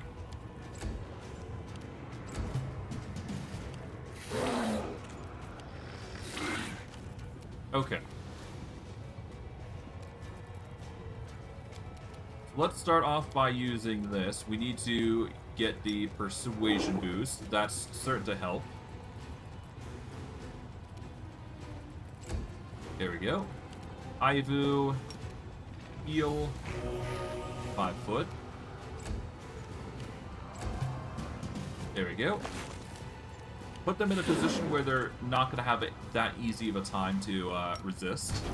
Now we've succeeded in the Intimidate part. There we go.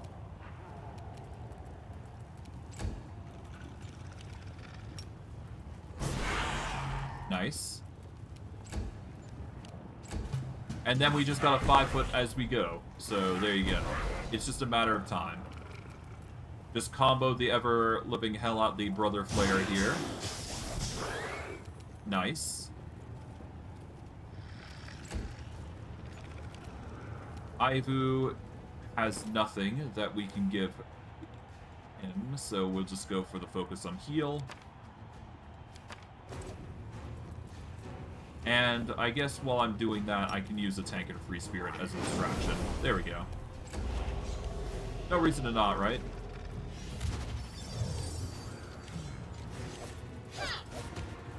Hey.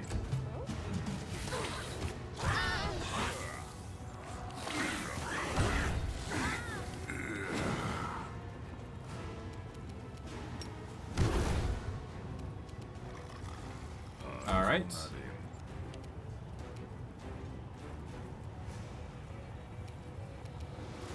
I guess I will activate aids here. There we go. 5 foot back. Nice.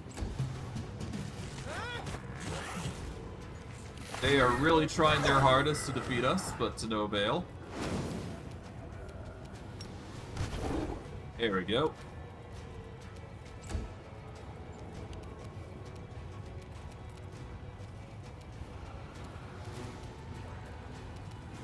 I'm not going to be using Divine Favor here, but I can certainly use Frightful Presence here. There we go. Not that it would really do anything, though. Oh, well. Okay, you guys are going to move into position. We're going to attack you. You ruined my clothes. The suit used to be the skin of a respectable demon.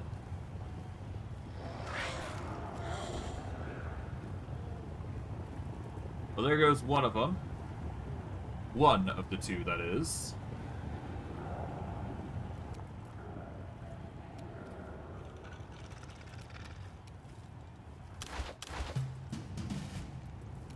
There we are. Let's see. Do I have mage armor on my character? It doesn't look like mage armor is on, so I should probably get Aivu to equip that, actually. Gonna take that off. We are going to get a potion here.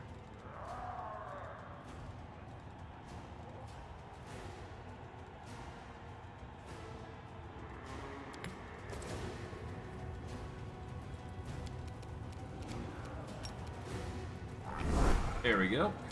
Mage armor, that will increase the AC a little bit.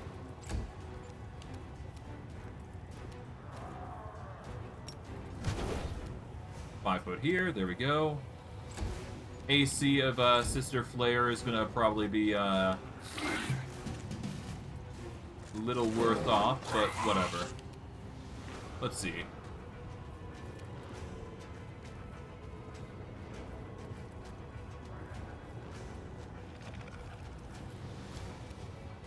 I get annoyed that I can't actually maintain the Intimidate, but that's fine. What is the Intimidate check DC anyways? 42, okay. So basically the same as her brother, but that's fine. It's gonna be a matter of just basically to and fro, to and fro, to and fro. There we go. Shaken for 18 seconds. That's exactly what we need.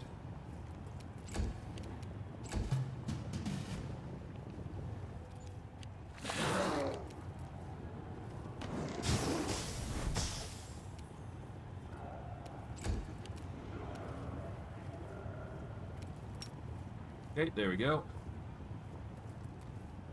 The breath weapon antics. It's not a lot of damage, but it's still something, I suppose.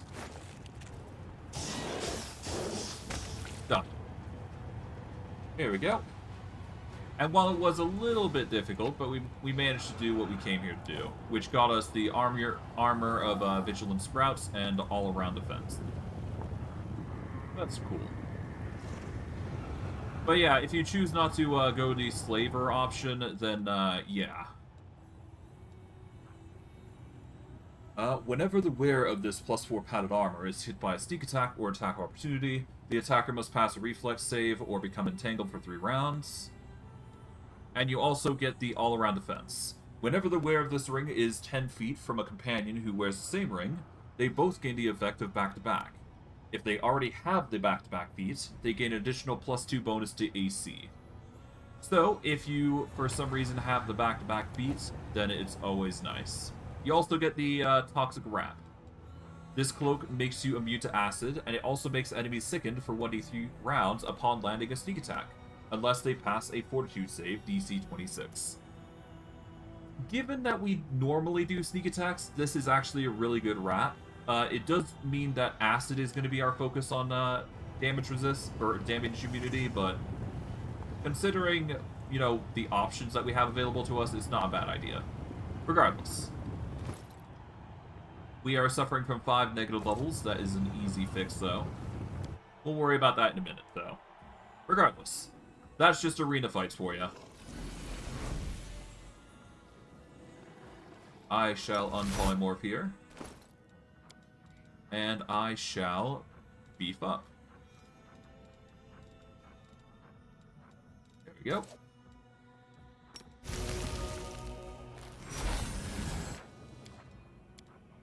Save here. And let's talk with Zeklex.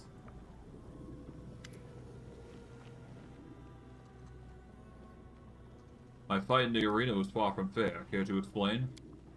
The imp squeals angrily as he tries to get out of the bag. Zeklex holds the bag shut, fighting to keep his belligerent companion inside. I swear it was Inkermerla's idea. As you should already know, he's not a fan of fair fights. I regret that you've been caught in a trap, however you held up well. You've got talent. I may be able to arrange a match for you against a serious opponent, even a champion. And what about the strongest fighter in the arena, then? Things don't work like that around here. Gilder Fang only fights members of the Hindrian League, and a fight with him is a big deal. After his last incident, Imurlek strictly forbade him from entering the arena without permission. Gilder Fang is his bodyguard, after all.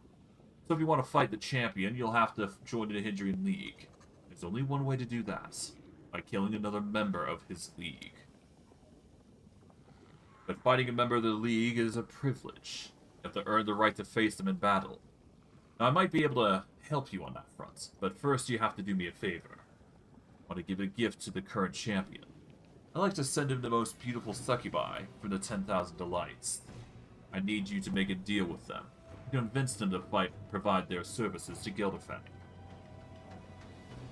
If you do this, the Gelderfang will be happy for me to arrange a fight between you and the League fighter without delay. I need the gold up front. Damn it. This is why I saved, though. It's for this exact reason, though. And doing this is probably for the best, considering this will get us into the next echelon of the king, or the city. But I digress.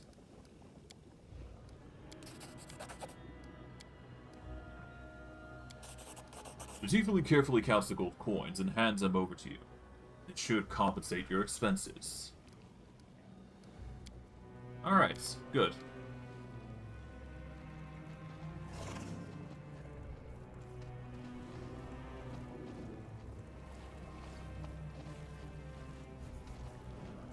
Well, regardless, at least we are set up for that, so that's nice.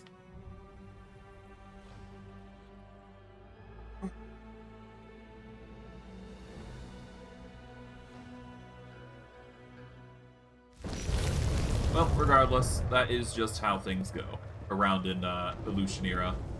It's going to be a brutal fight no matter what you go through. But hey, we're getting way more experience than I had predicted we would, so that's cool. But yeah, we still got a long way to go, I would imagine, so it's gonna take time for us to complete the entire area. So for now, let's just take the time to go through the Bad Luck Tavern. We're gonna go through the other entrance here. So that way we can make our way and, well, we'll continue going through areas and seeing what we find. But I digress. We'll live. We will live. As for the cloak, I'm feeling that I should probably change it up to that other cloak.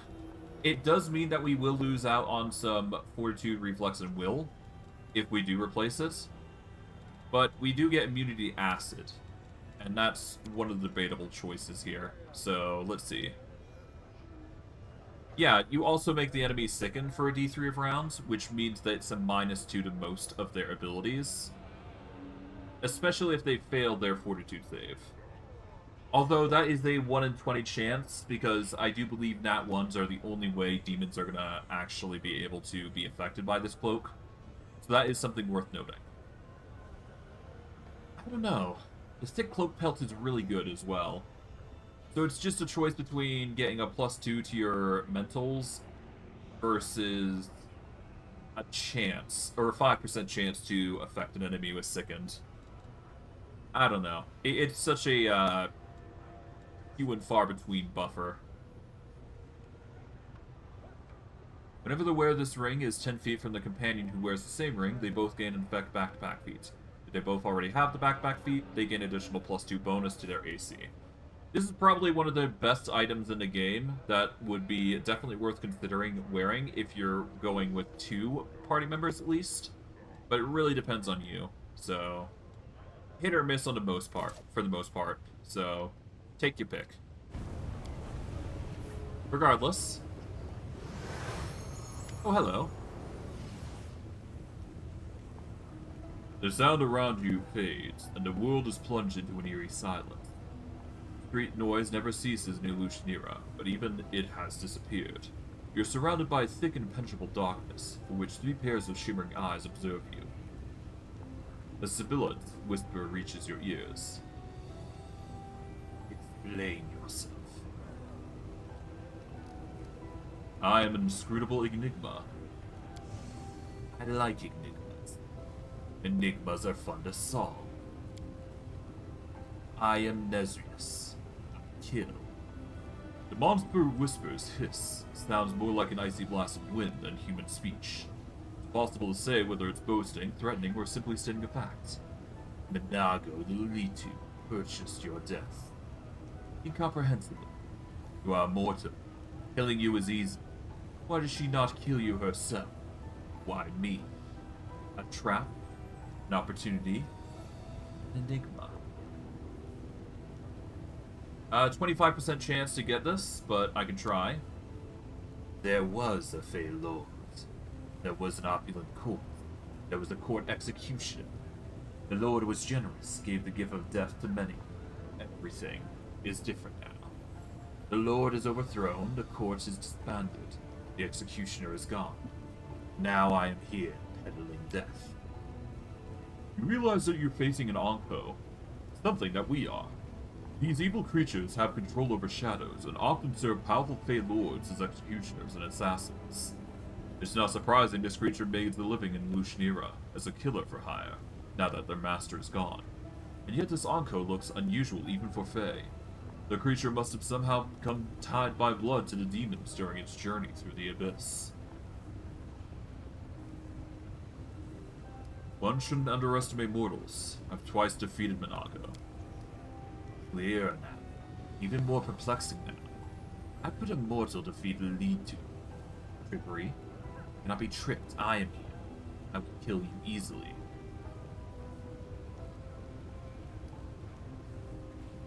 Minagho sent you to your death. I laid waste to armies of demons. Do not hope to overpower me. Minagho is afraid of you. Why? Something is wrong. The monster lapses into puzzled silence. Minagho is not a lord, just a client. The deal can be terminated, but there is a condition. Reputation. A cheated customer must meet a ruined reputation. Kill Minagho. No client, no contracts, no problem.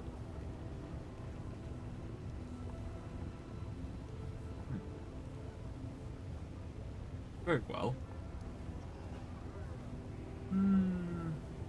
Actually, no. I want to try and do something interesting. You are eager to give death. Generous. Immortals have one. Think not. But you could be a lord. There's greatness in you. I will give you a gift. If you fend off death at my hand, if you give me my death, Minagho's death is yours by right. A house in the lower city appears in your mind. It disappears after a moment, and a dry chuckle breaks the silence. Now you know. But this knowledge is useless. My gift to you was useless. You will die. Now. Alright, it's time for Onko on Onko action. We are dealing with a Fey rogue. This guy can be intimidated, to be fair. And it would be way easier to combat him, to be fair. And I am going to actually take advantage of that, while he's just busy trying to do things against us. So we've intimidated him. He's shaken for 6 seconds. It's not enough, but to be fair, we are going to be reducing his defenses significantly by doing this. So it's fine. We have the AC to actually cope with this anyways, so it's not all bad. Here we go. 5 foot back.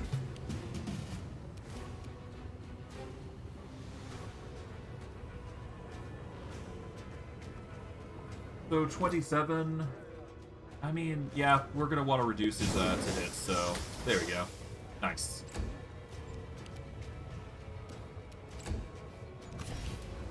He is gonna do a prismatic spray. Interesting. Not gonna stop us from destroying him though, as you can see. There goes our animal companion though. He probably got insta-killed. And Unseen Guardian. Yep, that is one of the buffs from just having the hand of the Inheritor on our side. More traps up there. We will get to those in a bit, but obviously all in due time. We got teleportation though, so that is not an issue for us.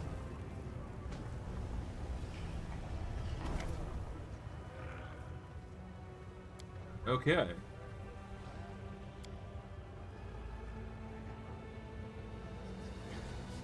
Must be really desperate for a dinner.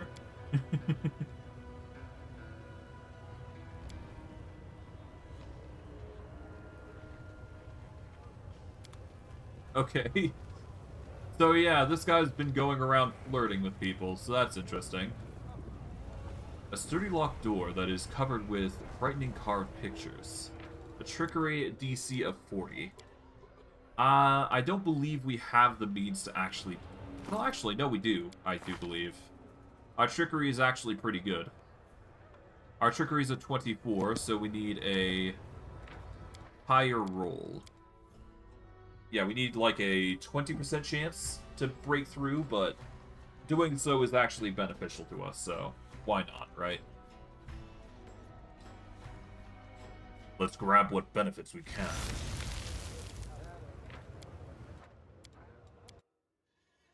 But hey, at the very least, we know that Minagho's hiding away, trying to kill us, but to no avail. I guess we can go have a word with her about this whole ordeal. There we go. We can go to the Rotten Guttery now. I'm gonna basically keep going until we hit the level cap, so... Well, I might end early, I'm not sure. I'm not feeling 100% right now, so... We'll see, we'll see. Besides, I'm gonna have... The more I do here, the more I'm gonna have to backtrack, so... Okay, Rotten Guttery barely had anything worth noting. But still. Worth coming in here just to check it out, at least. I failed the perception check in here, so that is on me. No wonder I didn't get anything out of this, because I failed the perception.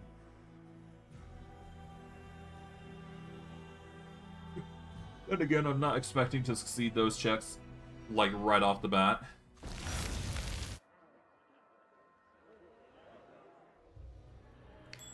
There we go. Now that opens up into a new area.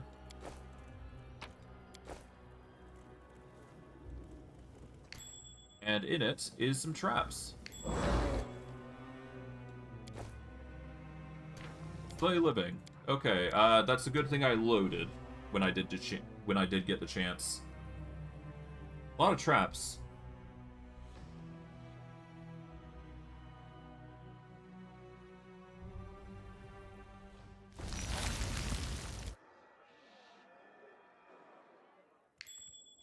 Alright.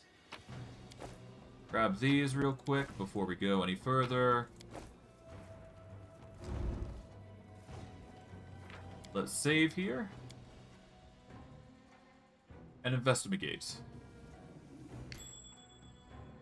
Okay, there's a trap here. Nice.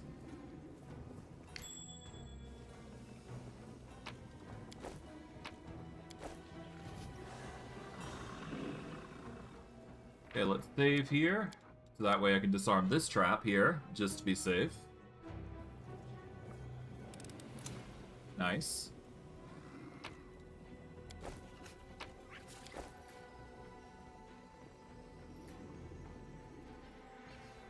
Alright. Hey, another loot box here. We got a feral charge here. If the wielder of this +4 composite shortbow has an animal companion or a similar creature, it's affected by a constant haste effect. So if you're a hunter, that might be a very good weapon for you, because it would basically act as permanent haste for your animal companion. So long as you wield the crossbow, that is. And then there's this area.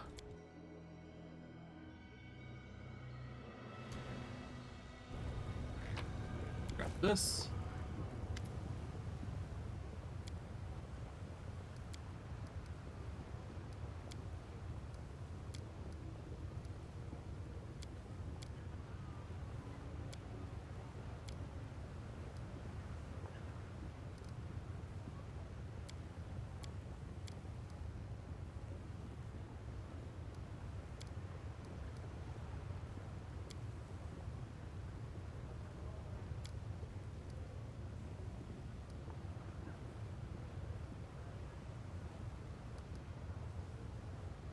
We're gonna take this child away.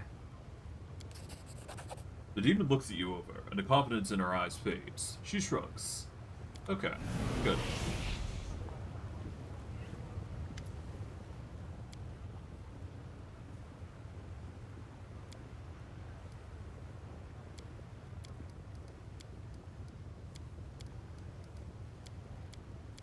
Okay. Yep, we're gonna save as many people as possible. That is the goal with our character here, in the Abyss anyways. We shall bring about freedom in the most bulky way possible.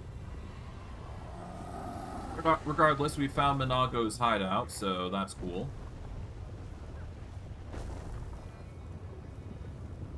And there is more than meets the eye here, so we are going to get ready for the worst. We're going to save here, because I do believe this is going to lead into a fight on top of everything. But it doesn't matter too much. That's assuming a fight does break out here, which it doesn't, so that's good. Okay. But there is usually a fight here, so that's why I'm like, you know, a little on edge. But there is going to be a fight here, period. But I will get to that later. For now, we got something bigger to deal with, and that is Minagho herself. Let's go have a word with her.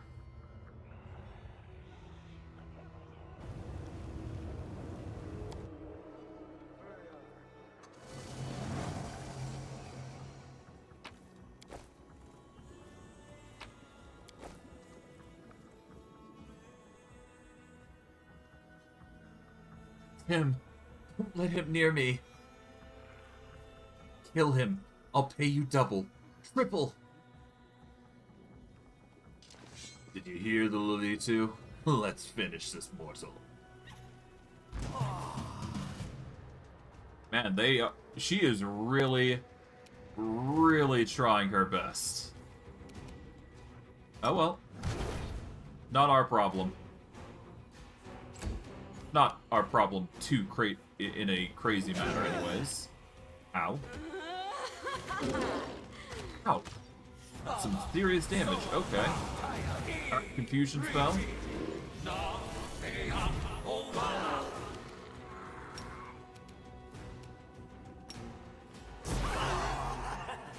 There we go.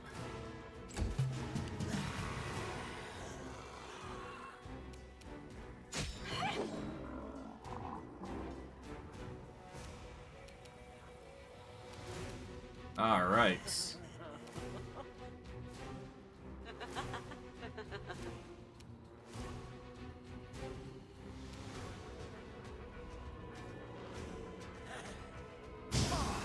Nice. Okay. Ooh. We got healed. Thanks to the hand of the inheritor.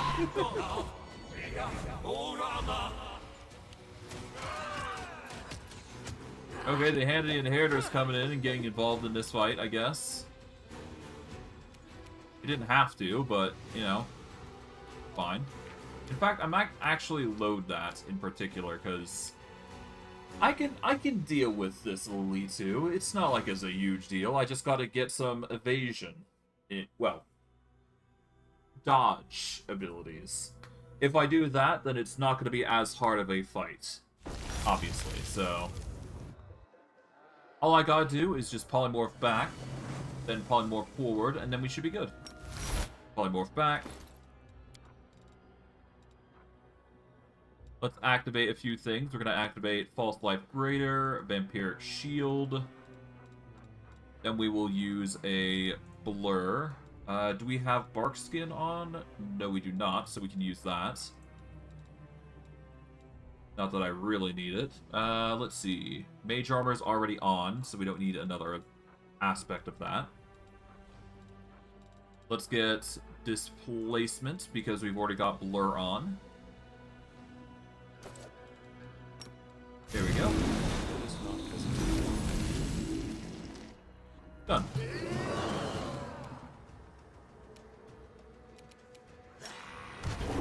Nice. Let's see how they fare against a displaced individual.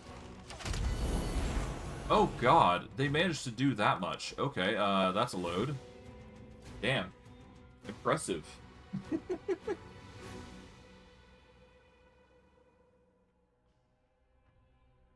That ranged attacks be no joke.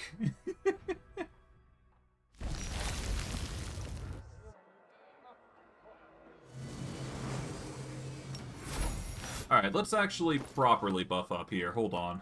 Let's see.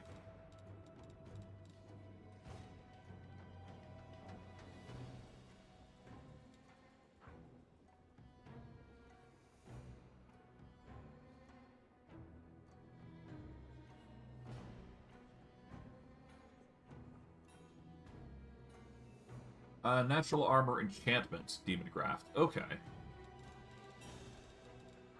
Oh, I see. So the Demon Graft is technically an enchantment, so Barkskin wouldn't stack with it. I do believe that's what is trying to say to me. Yeah, it's a +2 enchantment bonus with Barkskin. So Barkskin's actually pretty useless to us now, because we got a permanent Barkskin bonus, basically. Which is not bad, to be fair. It's not a bad thing to have. Regardless, we should probably buff up with the intent that we're going to be fighting a lot of enemies, so... Let's prepare properly here. Shield... we'll get you use a reduced person here. We will... Blur... We've got poison resist, so we're fine there. Don't need Fox's Cunning. Not for this, anyways. We are going to use protection from arrows. We will use mirror image.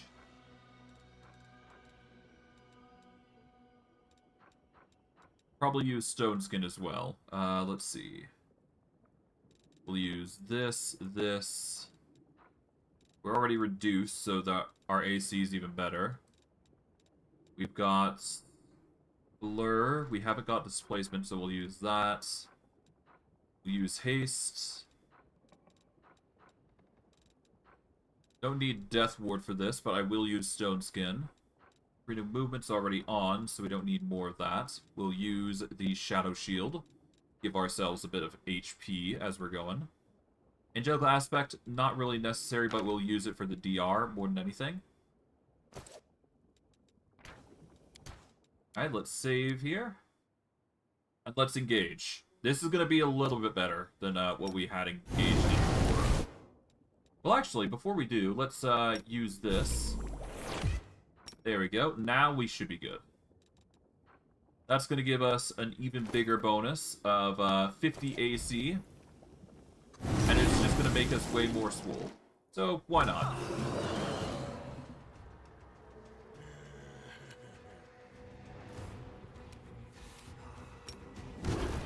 There we go. AC is going to be way better as a result, so that's good. Nice.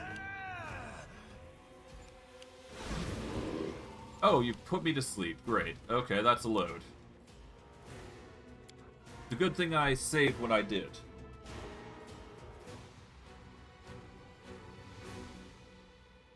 Let's hope this isn't the case multiple times over, but we'll see. Our time has come.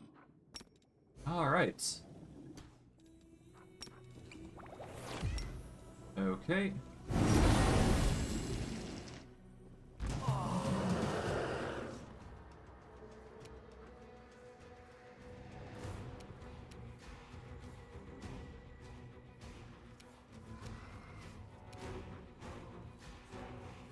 Yeah, let's just continue with the 5-foot step here. There we go.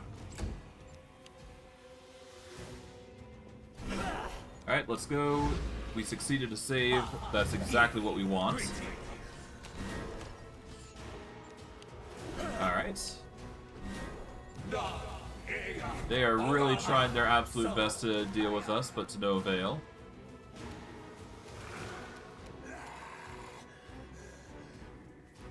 What sort of spells does Aibu have? Not really much, but we can move up here and do this. There we go.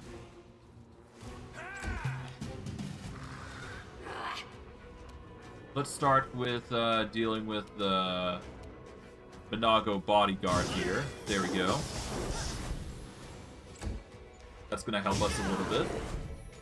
Alright, Minagho's going to do her thing. Thankfully, we got plenty of defense here, so it's not like it's going to be a huge deal if we go down. Hoorah. Shout triggers, but unfortunately that's not enough for them. Right, Ivu can't really move, but that's fine. We can use the aid spell here. That'll give Stein a bit more defense to work with. We are gonna 5-foot step this direction. Then we will attack the bodyguard to start with. There we go. Here we go. Minagho got hit again. Yep, and these guys are gonna have a rough time, no matter what. That's gonna be fine. We'll attack these guys, I guess. Ivu's gonna be looking a little worse for wear, but that's to be expected.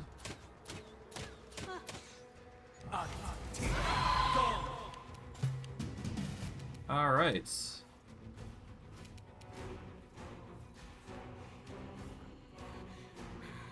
We'll start by whittling down the enemies that are going to be causing us problems, but other than that, we should be fine. 5 foot here.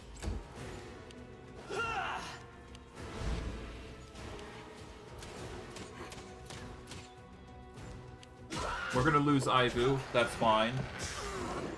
At least they're knocked out, that's all I care about. Alright, we're going to intimidate here.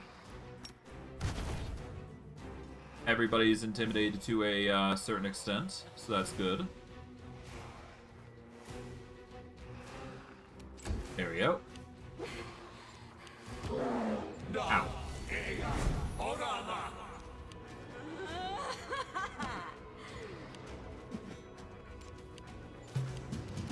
Alright. Shaken. We'll start by dealing with the Sellsword Ranger here. There we go. These guys are going to try their absolute best to try and get a hit on us, but to no avail. Oh. Incubus Butchers tried their absolute to get a coup de grace on me, but to no avail.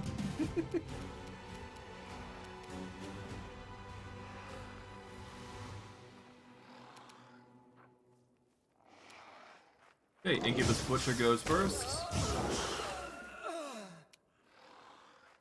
Just 5 foot here.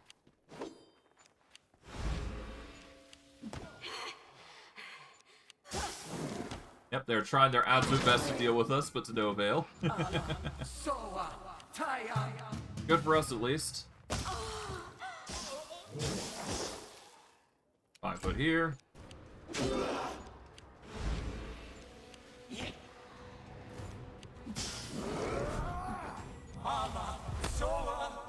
Song of Discord, okay.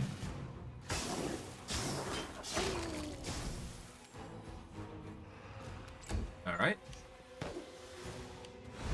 These guys are really trying their absolute best to deal with us, but to no avail. Probably for the best that it's done this way.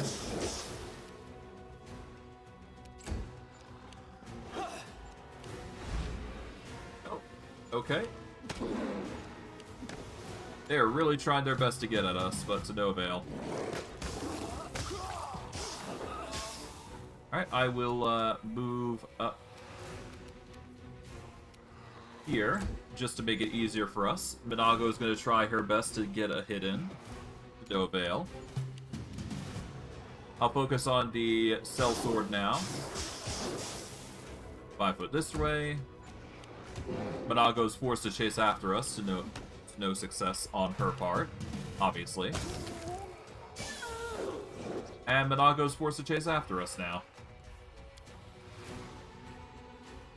Huh. Morale bonus to chosen ability for every 4 pass levels. Believe in yourself. Okay. That's a unique one. Okay, let's intimidate Minagho now. And make her life miserable. Okay. Make her a studied target at least. 5 foot.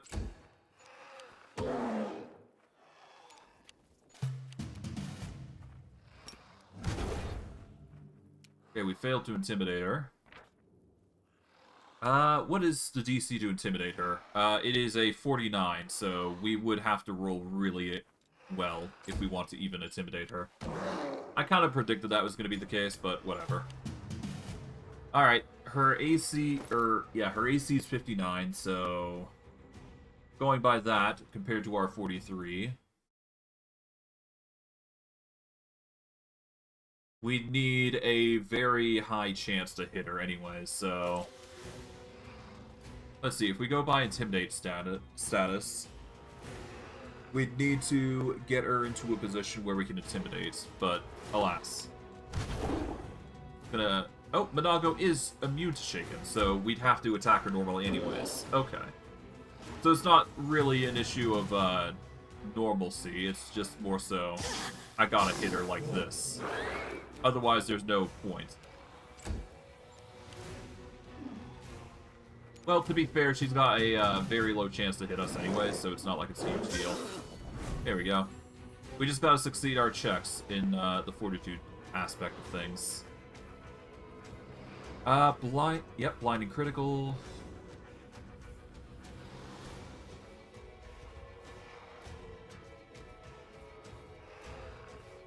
Well, eventually she might get blinded, so whatever. Unholy Aura is a difficulty of 11. Okay. That's not bad. Ow.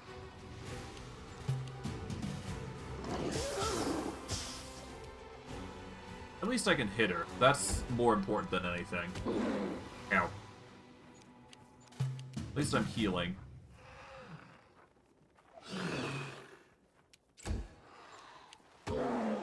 Ow. At least I'll get 10 extra DR the moment I get a better chance at her, but regardless, we'll live. Yeah, our healing will cover us for the most part, and the DR that we have from our other thing will cover us for the most part. And hey, if she fails her check, she's going to be blinded, which makes it so we can sneak attack her even more, so... Whatever. As long as we can confirm those crits, I don't really care, so whatever. In that low chance, we've got a 50% chance to crit her, so YOLO.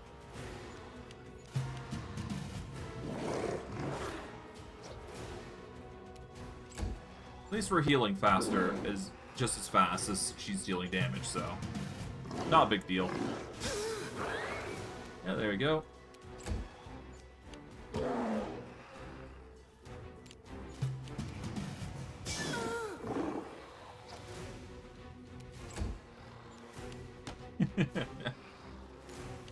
Alright, well this is easy.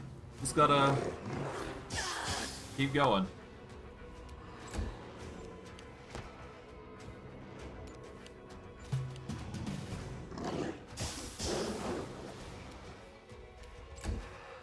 Minagho, you're nearly there.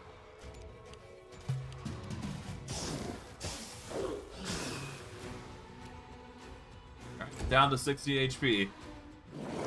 What? I guess we'll have to figure out what we're gonna do with Minagho here. Ooh. What are you? The demoness shrieks, backing away from you on unsteady hooves. I can't kill you, can't deceive you, can't escape. Not here, even in the abyss. Her voice is almost like a wail now, and her eyeless face is streaked with red tears that run from Baphomet's mark.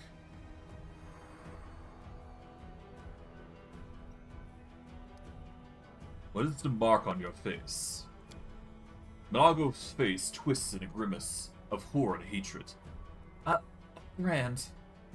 His mark. And yours too. He branded me. My master. He branded me for my failure in Canabras. He took my power. He maimed my face. The thing hurts all the time. He said the mark would stay with me, and I would keep bleeding until I spilled the blood of the one who caused me to fail in Canabras. Minagho licks her lips and gives you a slanted grin. If only you would take pity on a poor demon and let me bring your head to Lord Baphomet, the pain would finally stop. So you'll be in pain until you kill me? Yes. But how am I supposed to do that when the brand has taken away half my powers? I can't do what's being asked of me. I just can't. I'll never win back the favor of my lord and Hepzibah. Tell me about the demons who command you. I serve Lord Baphomet, the great deceiver who outwitted the Prince of Darkness Asmodeus himself. He is cruel, my lord is. Cruel, imperious, cunning, and unstoppable. Deskari started the invasion of your world, but without the help of my master, he and his swarm of locusts would have done nothing on Golarion. Deskari's demons only know how to eat and kill. We, the servants of Baphomet, follow another path. The grimiest, most devious of all the paths that have ever been laid. I have been one of Baphomet's finest servants for hundreds of years. Hepzibah herself, his favorite daughter and priestess, took me to her bosom. See how my loyal service has ended? When no one else can see me, I howl from the pain in my mark. I'm forced to grovel before pathetic idiots and witless warhounds. Here I am, begging for mercy from a mortal. I'm letting you go, Minagho. I can't remove your chains. You have to understand, I'm not responsible for what happened to you. The demons you chose to serve are to blame. Stop obeying them and fight back.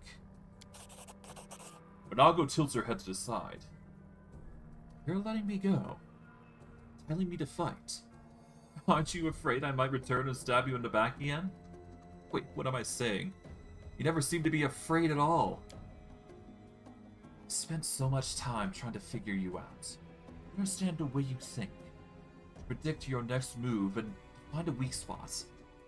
And I failed time and time again. Maybe I should stop thinking and just start acting like you always do. The demoness staggers towards the door. She lingers at the threshold, obviously trying to make a decision. You're not going to stop me, are you? You'll keep going to the bitter end. Listen to someone who was born and raised in the abyss. While you are here, balk at nothing and trust no one. Or lower your guard, especially in places that seem safe. If someone looks at like a tightly closed door, it is guaranteed to open and let out the worst nightmare. Best if you set a trap at threshold beforehand.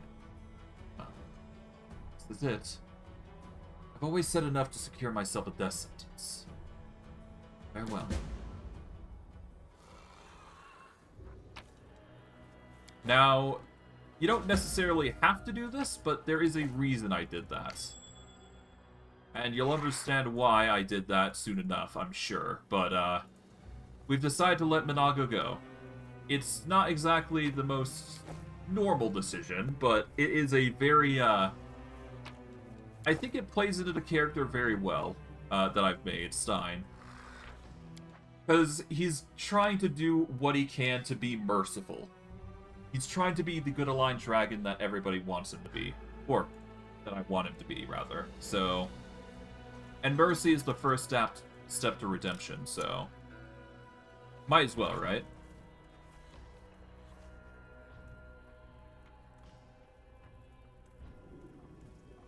Let's play the part right and just be a good aligned guy. As we have been. But as a result, we've saved Minagho, we've let her go. And yeah, should be fine.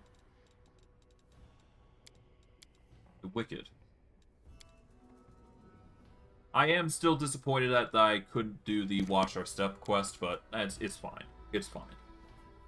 Alright. I'm basically gonna go through, let's see, we've completed the majority of this area here. Alright.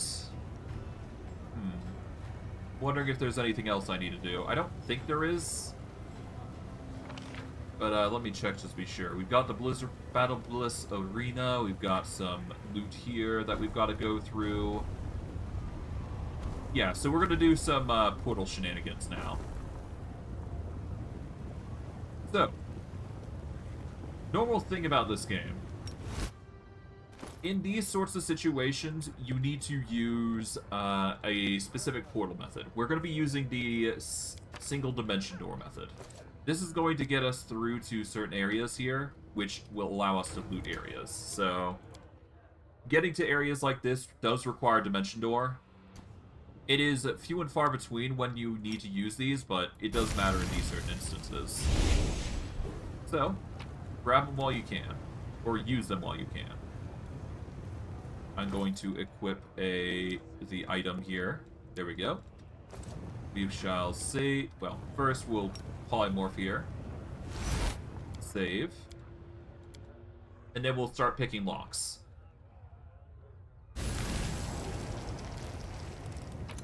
There we go. We get ourselves a magic essence and a light mace, called the Finger Freezer.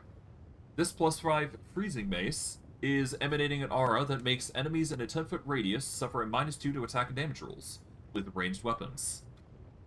So if you're going after ranged enemies, or you're looking for a character that is focusing on ranged enemies, and it happens to be a mace, that is going to be their way to go.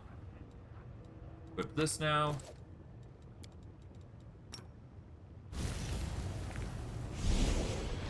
But yeah, those portal methods are necessary in order to go through certain areas, so you might as well use them while you have the chance. And worst case, you can always buy more, because I know for a fact that there's way more around that you can get your hands on. But I'm rambling at this point. You should be fine. Alright, let's go back up to the outside here.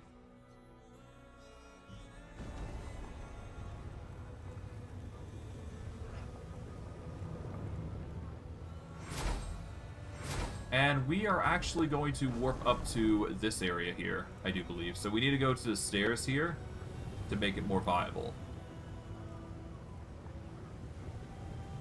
Okay, let's see.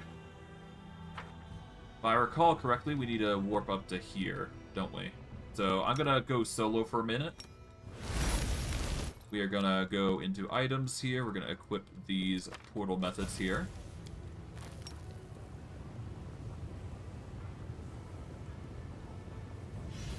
Like so.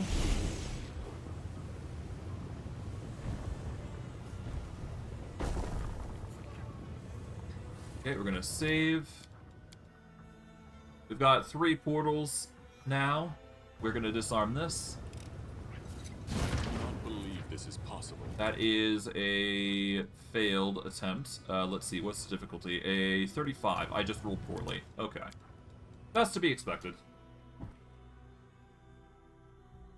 Alright. Not hard difficulty, it's just a matter of getting the right equipment set up. It's all good.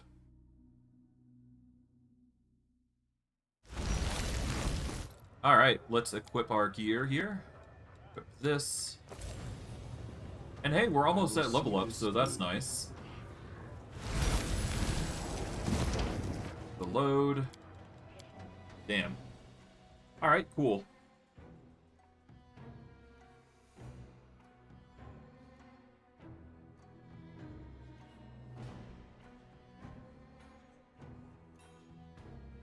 Okay, we're gonna have to save on the proper point here, so we're gonna equip gear, and then we should be good. Equip. Our time has come. Polymorph. Disarm this trap here. There we go. Grab this. Polymorph back. Then we equip the warp. Here we go. Alright, let's see. We need to warp to this area, I believe. Yeah, by warping over to this roof, then we can go from there.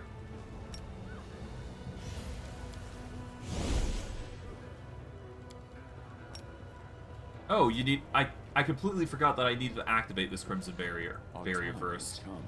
Okay, so that's going to lead into a fight, I do believe. So we are going to need to equip some... Well, we don't need to equip anything, but we certainly are going to need to keep up at least a little bit.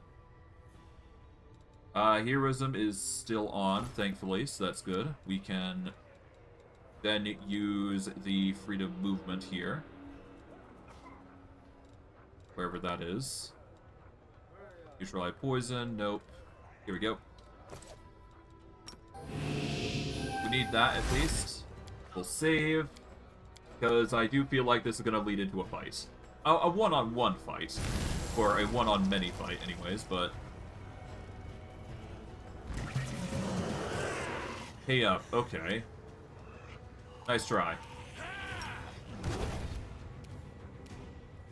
Start with the Alchemist then. Dealing with Colossus Marauders here.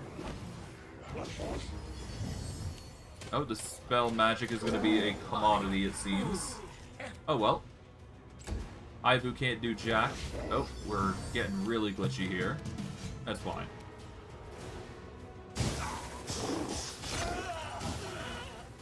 Okay, let's 5 foot over to here. There we go. Filers are going to be trying to do their thing. Oh god, sorry if the screen's jittering so much. I can't really control that. God, that's so much dispels. Okay, 5 foot here. Start with the Eliminators. Nice try.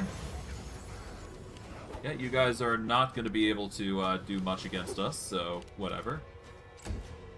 I really should get an ability that helps me provoke attacks of opportunity, but I digress. We'll be fine. Gonna 5 foot this direction, so that way we can focus on the Alchemist. Siphon failed, Bite missed. They are really having a rough time. Alright. Start with the Insolent Demon. 5 foot here. Nice try, Defiler. Oh, you got a sneak attack off, but that isn't really going to help against us. We're just built different, I suppose. Alright, can be an Alchemist. Has sneak attacks for us. There we go.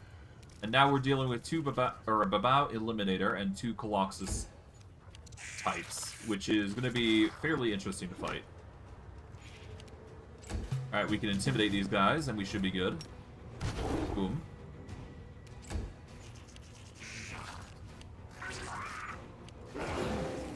Alright, nice. You managed to get a sneak attack off, but to no avail.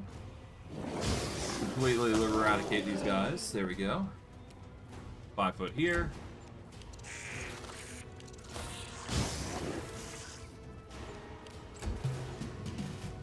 Yeah, these guys stand no chance. We're going to focus on the Marauder first. There we go. Reduce his to hit. And that just makes it way easier for us to clear out the enemy. And we're almost done. Just gotta deal with the Filer, and then we're basically good. And as a result, done. That wasn't too bad for a fight. For that, we've nearly gotten to level 21, which is going to be the astronomical good point, where we're going to be reaching level 21 and getting a level up. But I digress. The load, because we failed the save. That's fine. Well, failed the check, rather. Ultimately, not a big deal.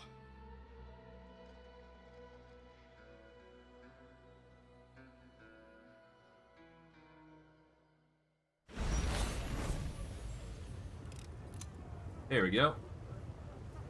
Also got another trap here that we can disarm. There we go. Grab that.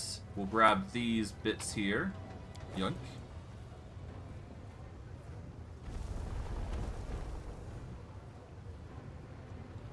Let's see.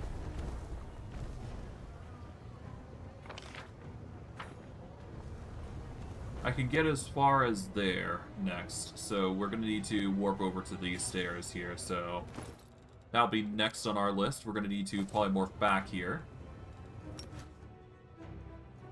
And by doing that, we can equip ourselves with another dimension door.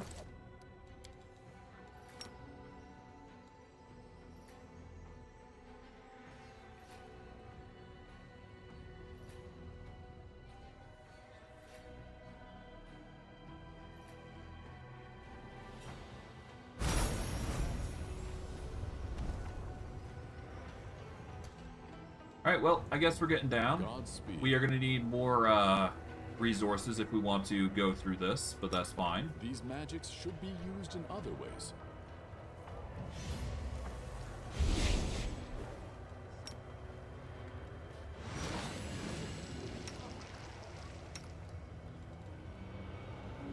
There we go. Let's get going. There is one thing I could do, though, to be fair. And that is break through these guards. I'm gonna save here, because I have no idea how well this is gonna go, but I could certainly try. It seems like a fun idea, so let's do it. I have no repercussions here. What do you want? I want to go through.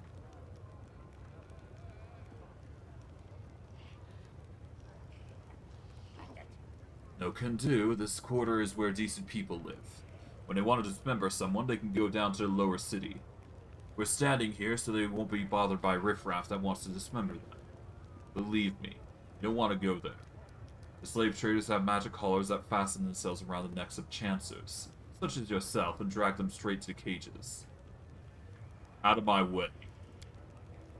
The demon seems to have shrunk and lost most of his bluster. I don't care what Naticulus says. I'd rather live to see another day. Come on, hurry through. Well, I just happen to be looking the other way. Good. And even then, that's just an intimidate check, so... Let's see. We got 4 dangerous individuals. We don't have to fight them, mind you, but we can fight them, is the thing.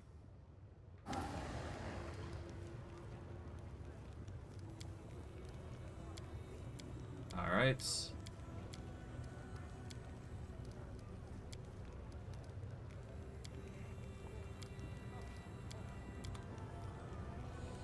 Alright, but yeah, no, because I intimidated him, I basically bypassed through most of the combat. I guess we just basically avoided the fight, but whatever. It's fine.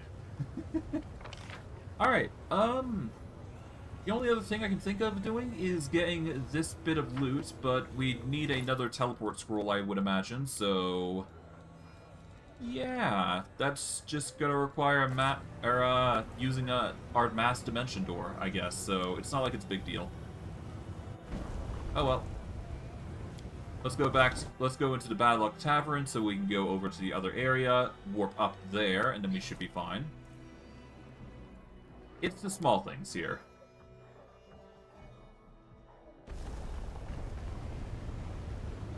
Regardless.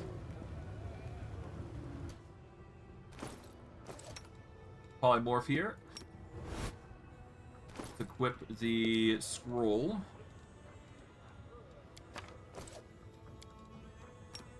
And warp up. Here we go. Now we go into here. We equip the item accordingly, which is here. There we go. There we go. Before we save, we want to polymorph here. We shall save now. And then we will get moving. Disarm everything that we come across and go from there. There we go. 720 experience, always nice. We'll grab all this. Move this to the side, so that way we can go down here.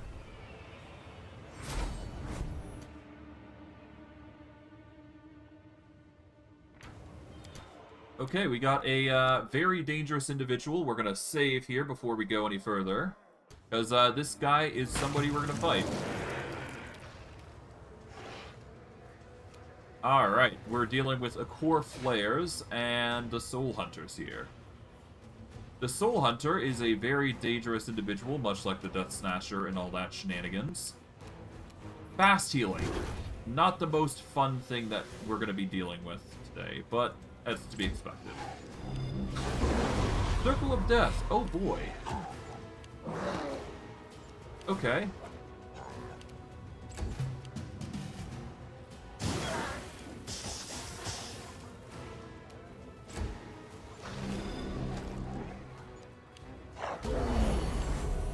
Alright, we've got the help of the Hand of the Inheritor here, so that's good.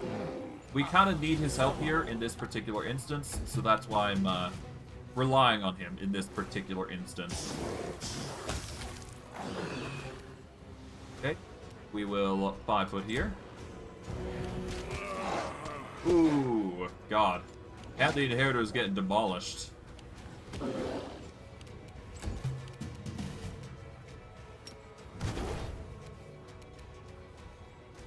All of them are immune to Shaken, so I have to keep that in mind as I'm going.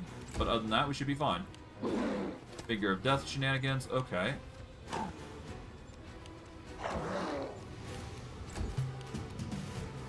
Okay, so the Soul Hunter is a 69 AC individual, so we're only going to hit on a nat 20.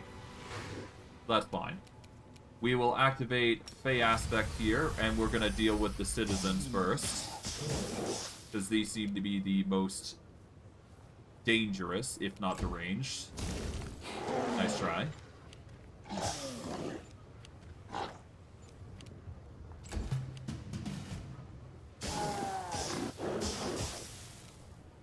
Okay, 5 foot here. Yeah, these guys are really trying their hardest to defeat me, it seems. I'll just focus on dealing with the citizens here. There we go. And best case, if I get the blind here, I should be fine. So it's not all bad, to be fair.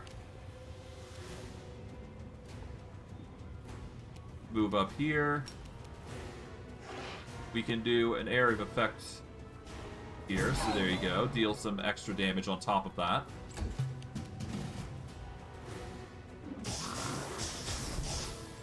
Nice. 5 foot here.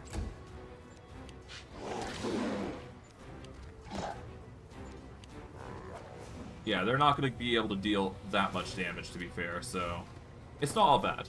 And to be fair, we've got things that can help us here, so we're going to rely on Ivu to basically help us out in this pinch. So we're just going to use this. There we go, get some extra damage in. Start with that guy. We're going to 5 foot here. Ow.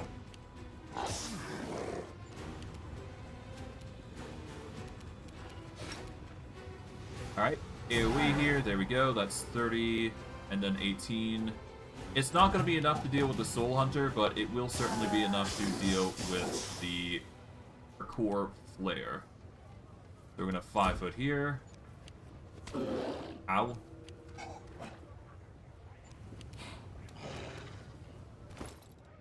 Let's see, what can I do here?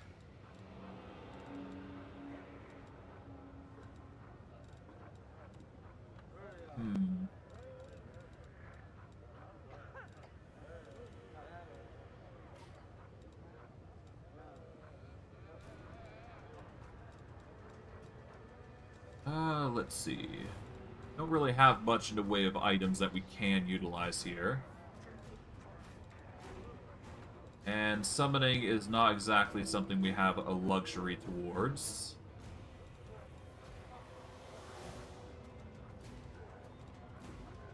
I guess I could use Firestorm here. That might help a little bit.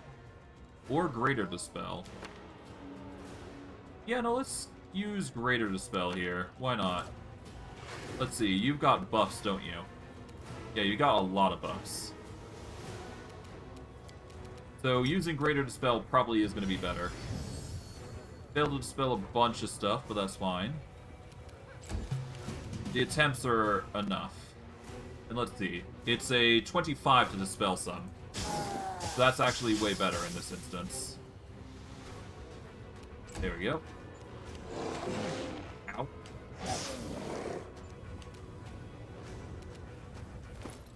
Yeah, we're going to start trying to dispel here. It's going to be tedious, but it needs to be done here, so...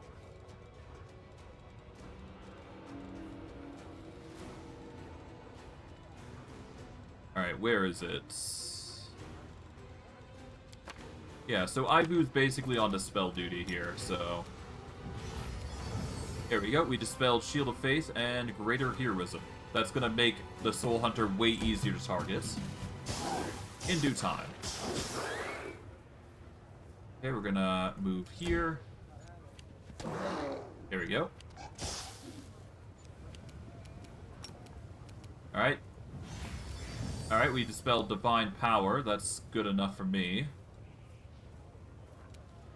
Bear's Endurance, Magic Fang Greater, Resists. Okay. There are certain things that are going to be a lot harder to dispel. Because most of it's DC 31, and we've only gotten 11, so it'd be a nat 20 to even try and get those in. We've done well, though, to be fair. That's not bad.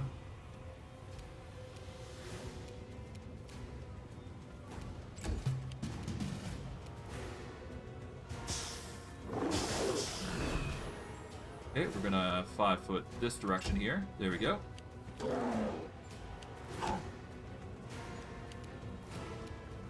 Alright, now, time for the magnum opus here.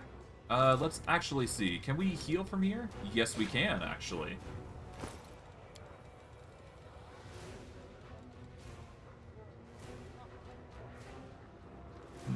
What would we use, though? Stone Skin would probably be the peak usage here. And it's not like we have Stone Skin right now, so yeah, that's probably for the best. There we go. Get Stone Skin back on the menu.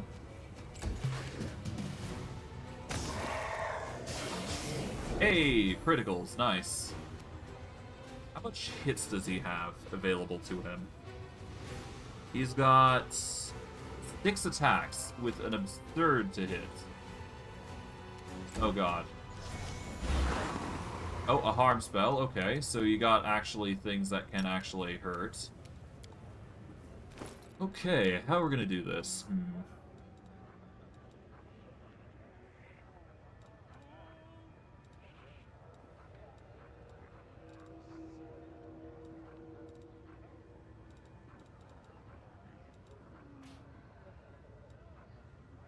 I could trigger blur here. Displacement's also a good option available to him, so yeah, let's do displacement here. Which we can't. Okay, so never mind. That'll be for when we return back. There you go. Enervation. It is affected by target spell resistance, so that's not gonna be good. Yep. Affected by spell resist. He does have a spell resist, so it really just depends on how we want to face this. Cold, fire, acid, and electricity. Fortitude, reflex, and wills. 37 spell resist. Tsunami be the good option here, at a minimum. Well, regardless, I can do this though, so it's not like it's a huge deal. There we go. Just use a breath weapon to really ruin his day.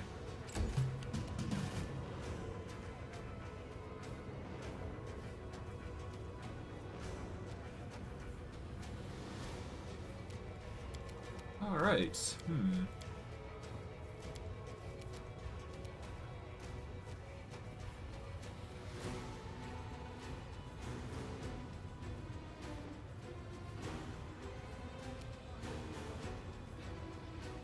let's see. Rainbow Dome. With this spell, Asa chooses to create one 5-foot, possible 10-foot rainbow dome.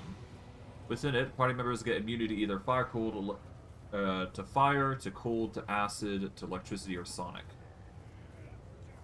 Okay, so you get to choose that, and then there's Believe in Yourself, which gives us a morale bonus based on our cast level of a stat of our choice.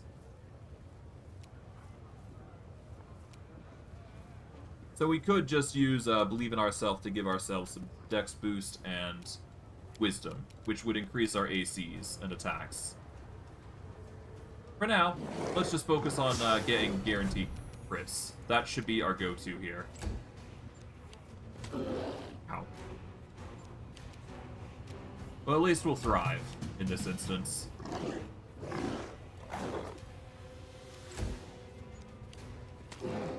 Ow. Haste. Haste is what I could use.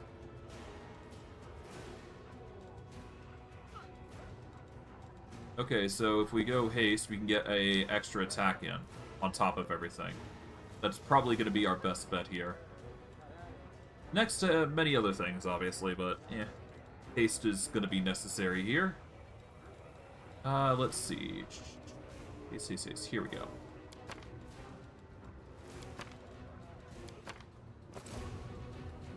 Oh, whoops. Did not... God damn it. Misclicking for the win, I suppose.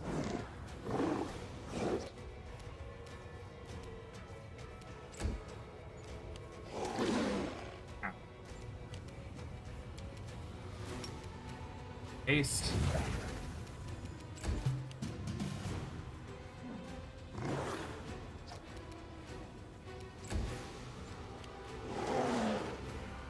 Well, at least we're gonna be fast healing out of anything that he does to us, but the fast healing he has is only gonna make it worse, so we're in a situation where we're gonna have to figure out how we're gonna deal with this guy. I mean, there is a option available to us, to be fair. I could just warp back down, and then we could just attack him from a distance.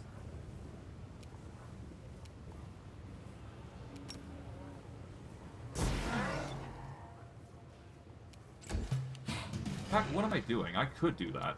Hold on, let's 5-foot step.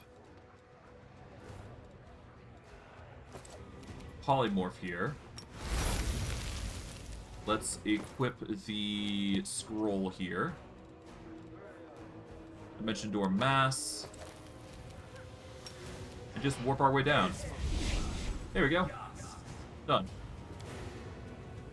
Then we can swap over to a bow and force this guy to be in a position where he can't really target us. Oh! Hello!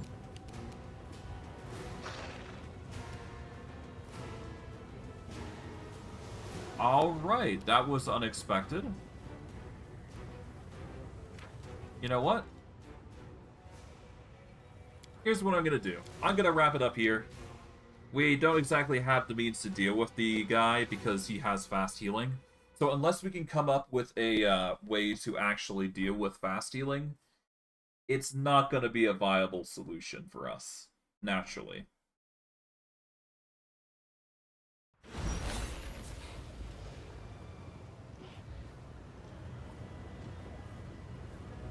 I do not know how he managed to do that. That is impressive. I thought he was just gonna... Alright, I don't know. So, yeah. We won't be able to defeat this guy, but we are going to need to defeat him. He's one of the boss characters that I'm expected to fight, so that is a bummer of sorts, but it's not a downer, if anything. It just means that we've got some work to do before we can actually challenge that fight. Of course, I still do want to try and level up, so I am gonna try and get myself ready for that. Let's actually get my keys in. Equip those, there we go. Polymorph. Now we can go. Alright. So here's what we're going to do. We are going to go over to the next floor in the landscape. We are actually going to make it so we can actually go to the... We're going to do some climbing, basically. Instead of going the normal route. Because there's experience to be had by doing it that way. So why not, right? Our athletics currently is a 31, so 32 should be easy enough to do. There we go. And by doing a 36, we can climb up onto the next floor of the Abyss, which is always nice. There we go, we get some experience for our troubles. And we can do the same by going down, which will give us even more. So, our merits only just grow higher as a result.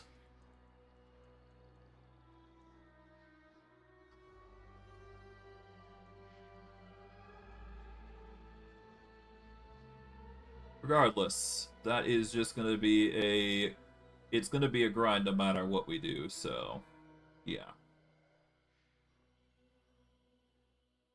Hopefully we'll eventually have the ability to deal with the boss monsters, but they're just a bit too difficult for us right now.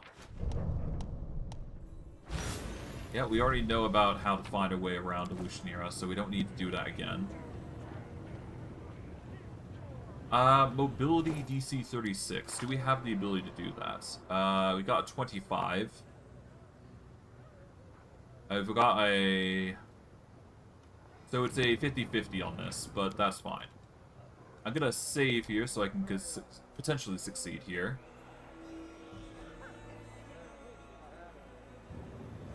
Let's see. We'll do an athletics to climb up here. We're now at the back here, which we don't need to be at, but we're still here all the same. We're gonna save here, disarm this, and then we're gonna do some mobility checks to go right back down. We'll go from there. That's a load.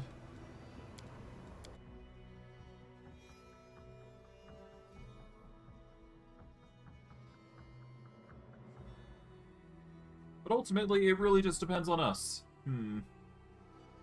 I think I'll definitely wrap it up, though, because I do want to backtrack to complete that other mission. I'll probably put in, like, a unrecorded session where I just stream a little bit, so that way I add some content here. But, alas. I've already done the majority of what I needed to do, but I digress. Failed the trick check. It's a 32. Okay, so it's not that bad. There we go. 2 mobility checks done in a single bound. We will save here, so that way we can actually get this check now. Because each check is worth some experience, and it should be enough to get us a level. Maybe. We'll see. It's close, at the very least. Very close. I do want to level up first, though, so that is going to be our aim. We'll get enough to level up. That is the end goal here. And then we could probably respec into something that's even stronger than what we've got currently. So, it works in the end. It really does. It just works. Okay, let's see. Journal. How was our experience? Yep, we've just got a little bit more to do. Alright. Now we're going to go through the main gate here. Because we can. Let's save. And let's go up.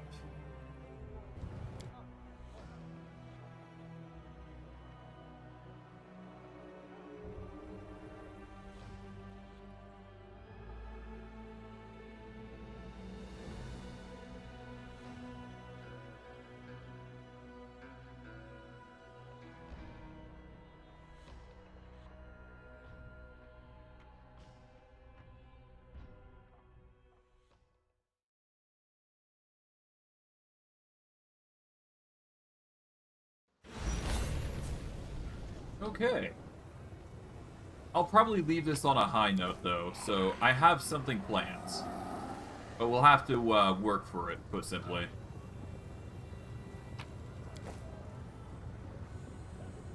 Okay.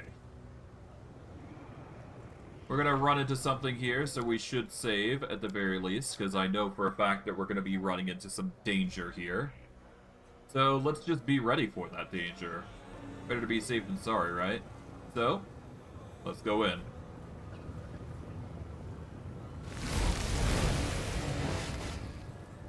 This demon looks frail and sickly, especially in comparison to the mighty entourage that surrounds him. His voice sounds dull and tired, but his demeanor is calm and self-assured. He clearly believes himself to be in full control of the situation. A mortal with mythic abilities. How fortunate that you've made your way to the abyss. Moreover, you've come to Lucianira, which makes things even more convenient for me. Yes, what a stroke of luck. You see, I need you to be my test subject. Who are you? The demon remained silent for a moment. Either as he is hesitant to reveal his name, or he simply enjoys prolonging suspense. I'm Mustafa. I am, at present, Hepsamira's most trusted alchemist. I'm on an urgent mission for her. Perhaps you can even guess what it is. Xanthir Vang was working on something similar in your world. Of course, I was a mistake to entrust such work to someone who wasn't a demon. He did not fully appreciate the honor he'd been given. I wonder his enchanted demons could protect him. Does it matter? It does not matter. I am superior to him in all respects. I keep better pets.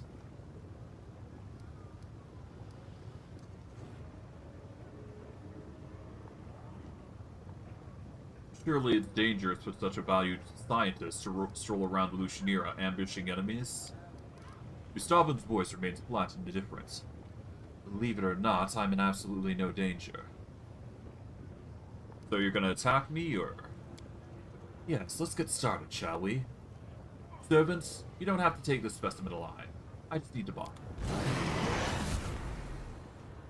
That's assuming you can handle such a thing.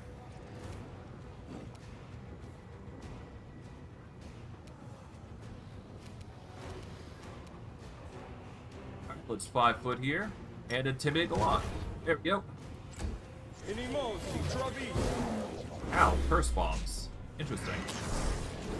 Well, there goes Ibu. I kind of predicted that, but, okay, the rock villager's running for his life. Yeah, same for that guy, it seems. Okay. Some of them are feared. Cool. That makes this a whole lot easier to deal with, then. Let's see, you've got a hit for 26s. Our 43 to hit is doing quite well, so we'll be fine. I guess I'll start by focusing on the Marylands here. There we go. We'll 5 foot step here. Ow.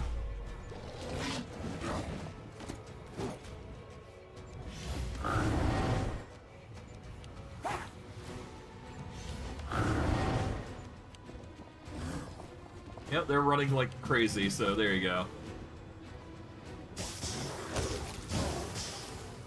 Alright, 5 foot here.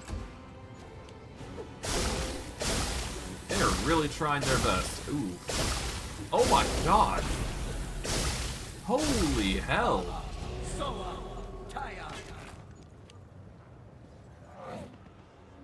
That is an obscene amount of bombs. Okay. I wasn't expecting that much pain, but I guess that's just how it goes, huh? Alright, well, I guess I'm gonna need to buff up a little bit here before I, wrap things up. Although, this is gonna be the point where we level up, I would imagine, so that is another thing that is worth noting. So, yeah.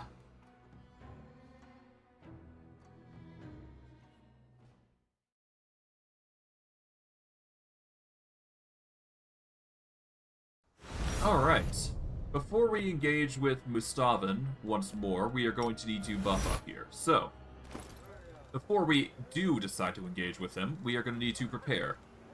So, first and foremost, let's start with the basics. Protection from evil. We're going to use shield. This will increase our AC by a little bit. Mage armor is not going to cut it, although I am going to need it, so I will use it. There we go. What else? Feather Step might be worth it.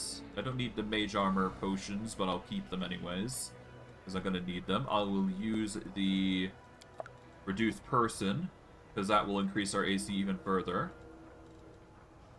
Bark Skin is not necessary, but I will use it for the sake of just consistency. We will use a Blur to give us some extra boost.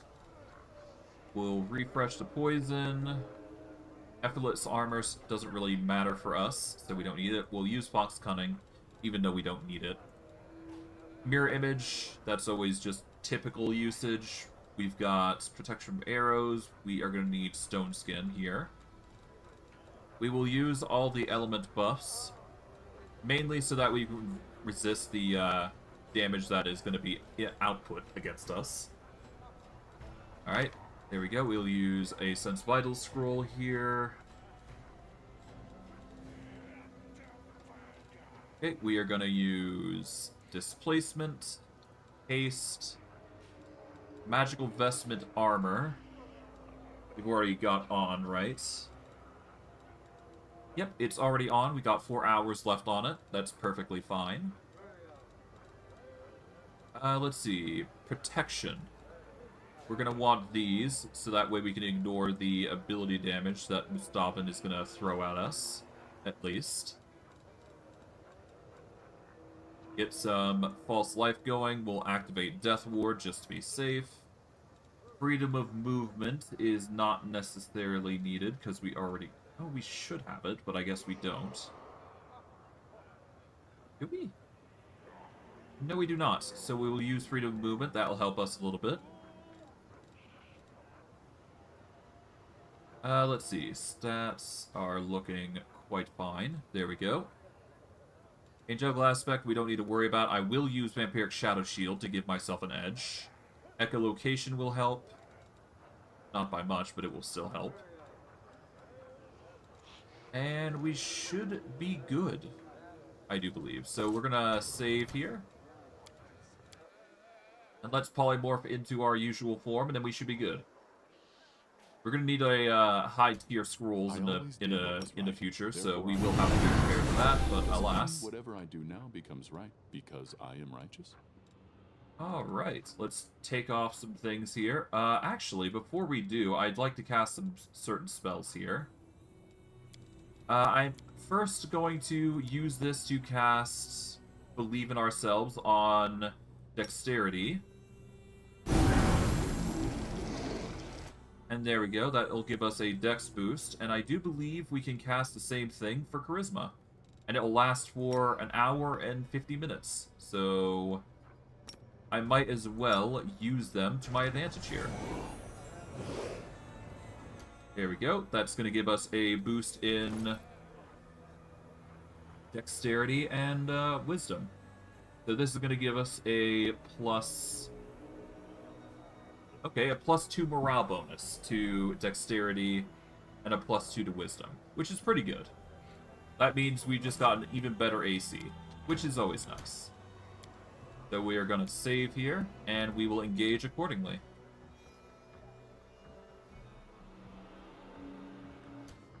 Alright, let's do this.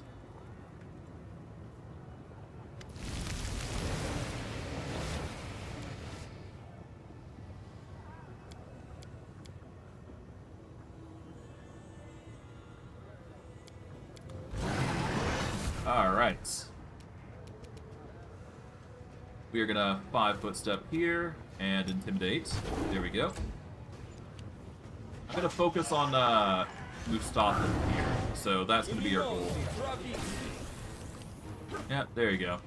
Because if we don't focus on him, he's just gonna hurt us immensely, so better to focus on him, get him out the way.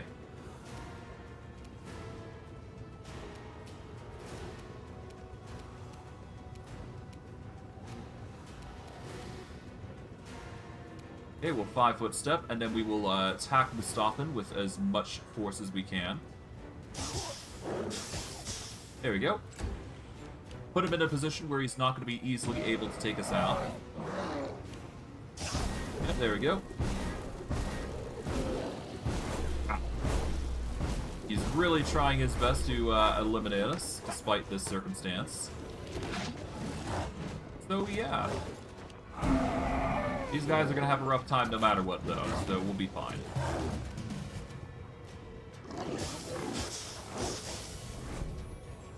Five foot here. Ow.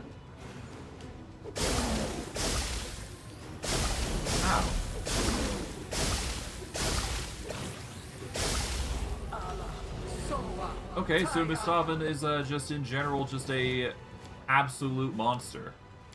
So if I don't take him out in like a few bursts, he's basically going to nuke my HP down. And Acid seems to be his go-to, so I might want to wear that other cloak.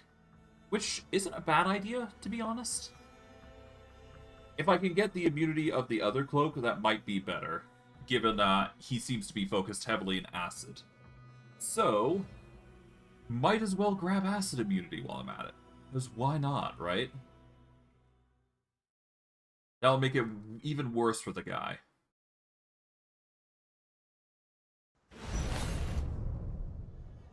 Alright, let's polymorph here. Let's quickly wear the Acid Cloak, or Acid Immunity Cloak. There we go. That is going to make us immune to acid in this particular instance.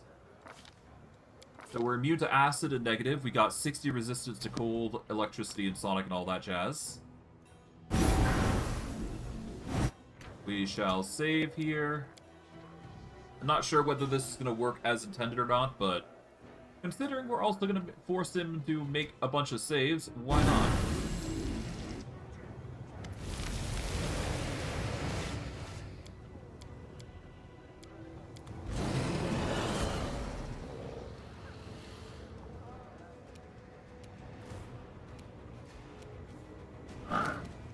Alright.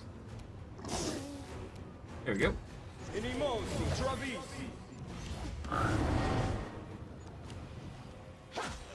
Okay, there goes Ibu.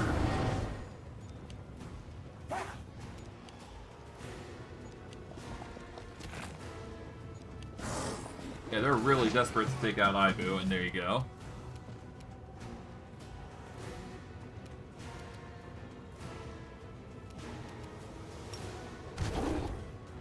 Mustafan is immune to Shaken. Okay, so there was no point in using Intimidate. Okay.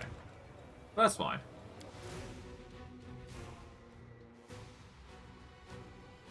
Alright. Well, now that we know what we need to do, we are going to move in really quick and deal with the enemy. Hopefully we should be fine before long, but I digress. Just gotta defeat Mustafan and then we'll probably wrap it up. That's what I'm thinking anyways. Regardless, we should be fine. All the same.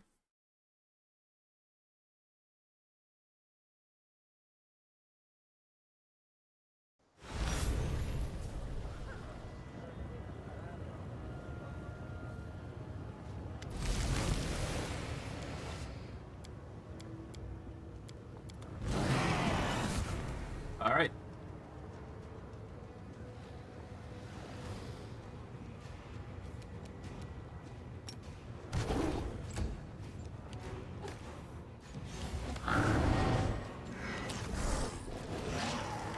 There goes Ivu. And now Mustafan's gonna do his shenanigans again. There we go.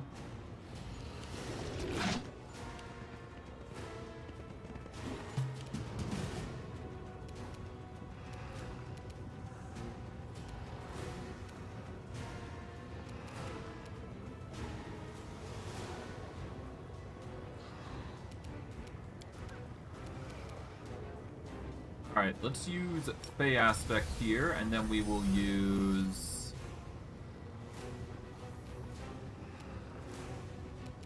Allele Gat Azata, I guess? Yeah, why not? Allele Gat Azata. Let's throw one of those guys in here.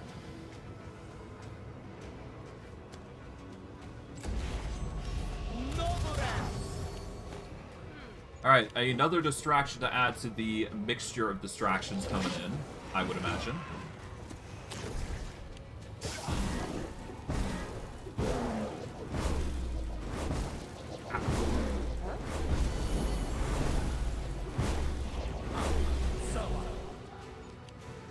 Okay.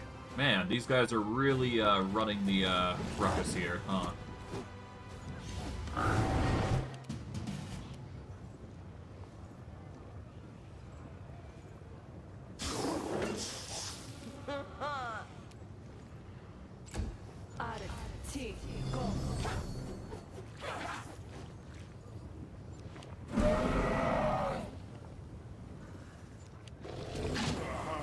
Okay, yeah, no, Hand of the Inheritor's coming in.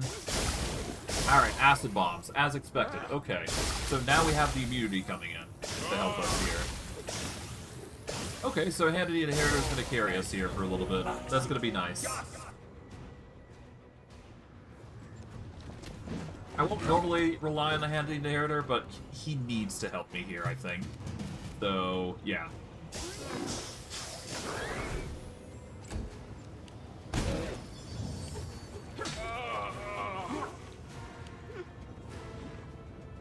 These guys are just running in fear.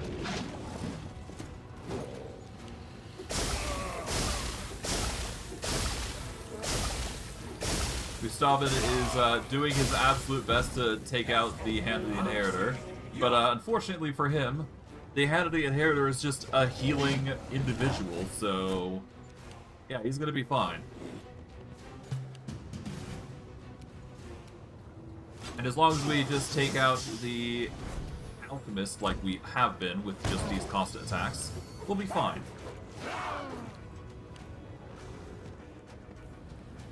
Yeah, no, this is fine.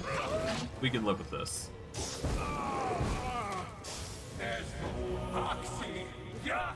Okay. They are trying their absolute best to no avail.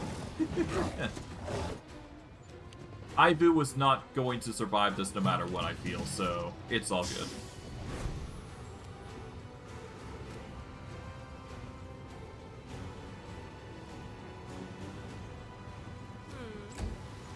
Okay, so he's taking his leave. I kind of predicted that was going to be the case, so yeah. He's effectively going to be immortal, and he's just going to disappear on us, so sadly we won't be able to take the Mustavan out right now, but in the future we will. In the future. And these pillagers are just scared out their own minds. Let's see.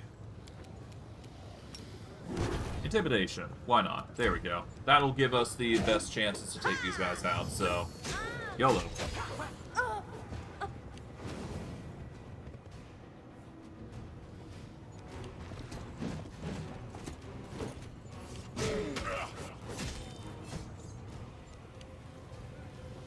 Yep, the Marilith is... Yeah, these guys are trying their absolute best to try and redeem themselves, but to no avail.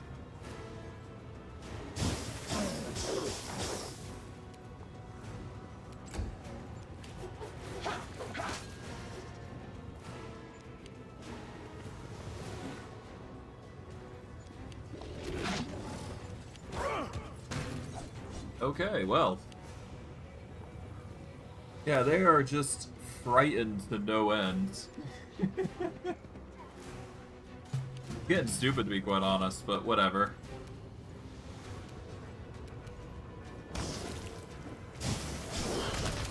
There we go. Alright, Hand of the Inheritor. Let's see.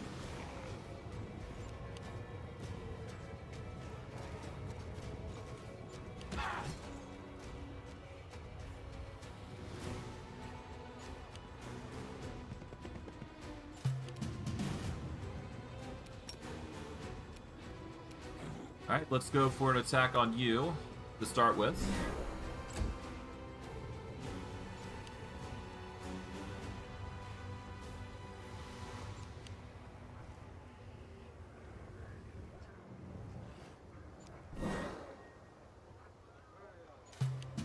Yeah, they're not having a good time.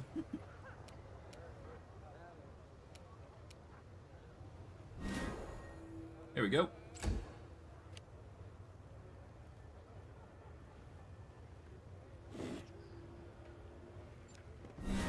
Okay.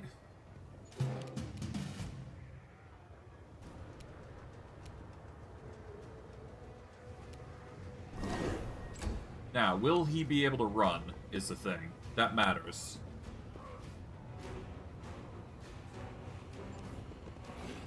Yes, he will. Okay.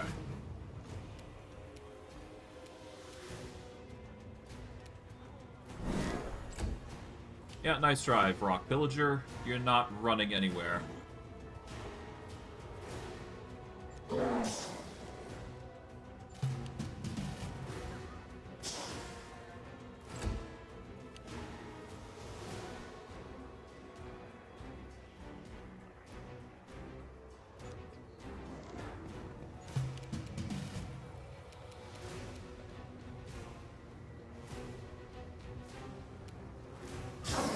There we go. Now we're starting to get into a position where we can actually start attacking him constantly.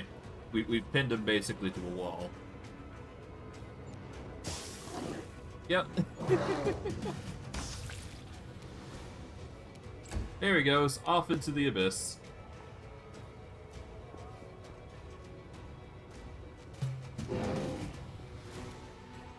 Alright, let's get going. We're off to the races here.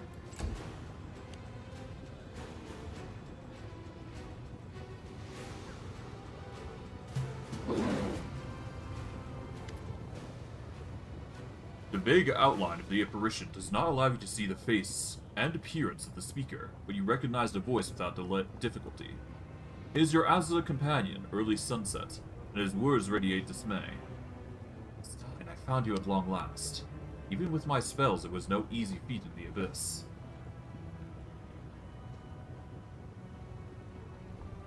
Why were you looking for me? I bring you the latest news from Golarion. You will surely want to hear it. We're sincerely worried about you. The Abyss is a dangerous place. It's far too easy to disappear there. How wonderful it is to see I'm not alone, and that some of your allies from the other planes are willing to rush to your aid. Early Sunset does not react to the angel's words. He either does not see the angel, or he does not consider it necessary to answer. Where were you before you came here? I have not yet arrived. I am on my way, at the edge of the Abyss. I wanted to first contact you to make sure that you were still alive. I did not expect to find you in Illusionera. It's a nasty place, and its ruler is more dangerous than most of the other demon lords. It goes without saying that you should be incredibly careful there. So I see. What now? I will soon arrive to meet you in person. Forgive me, but I do not wish to appear within the walls of Illusionera. I will go to the place of the former rift of the Midnight Fane, and I will wait for you there. When we meet, we can speak and exchange news. Good luck. My thoughts are with you. Okay. Before that, though, we've got some enemies that we gotta deal with here. So, let's start with you. Where you going, Brock Pillager? We've got some unfinished business to deal with. Have we not had friendship here? Come here. We are barely even started.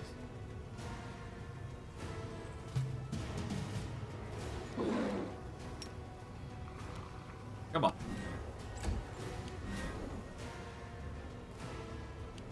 Oh, you've decided to go right beside me. That's a good choice. That means I can just do this. Nice. Thank you for the convenience. There we go. There you go. That's what we want. We want you to be feared and attacking us. There we are. Alright. Now for you. You're over there. Okay, that's not too hard to deal with.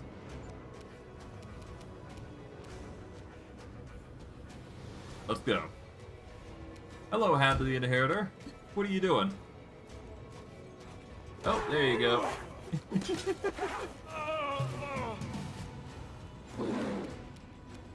Well, the Hand of the Inheritor was working hard, it seems, so that's good. There we go, fine. Oh, hi. A monstrous shadow appears somewhere at the edge of your vision. It does not seem to be in a hurry to approach, and keeps its distance as it begins to speak. The shadow's voice is very strange. It is constantly shifting. One moment it sounds young and melodious, and the next it rasps and rattles with age. However, despite the different intonations, the voice has a stern, ominous quality that never changes. I heard your toy soldier crusaders had taken over the Midnight Fane and the rift located there. But I never thought you'd have the nerve to descend into the abyss.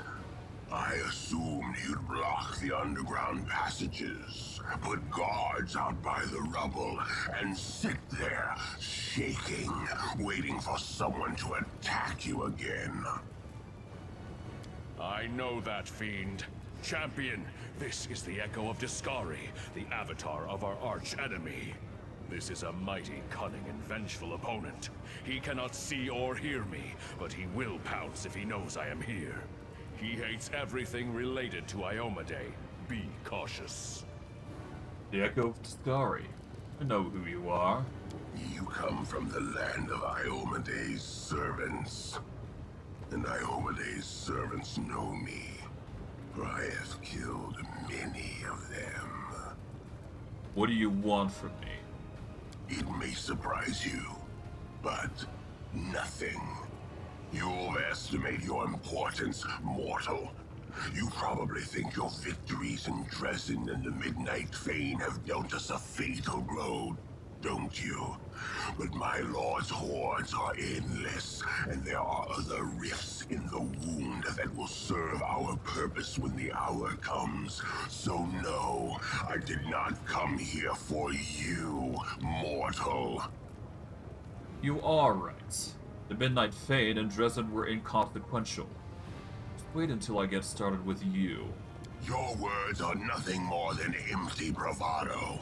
Last time, it took the power of your god Erodin to stop us, but now he's dead, and the power that mortals currently possess is nothing compared to the power he wielded.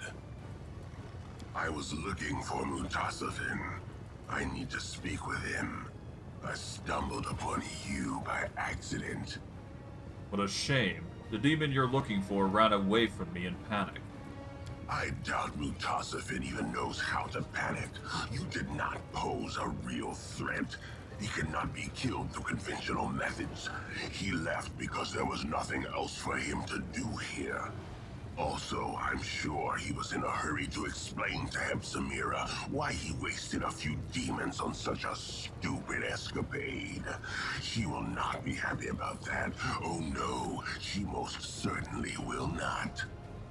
Well, if you don't want to fight, then you can go on your way and I'll go mine. Begone, and hope we do not meet again.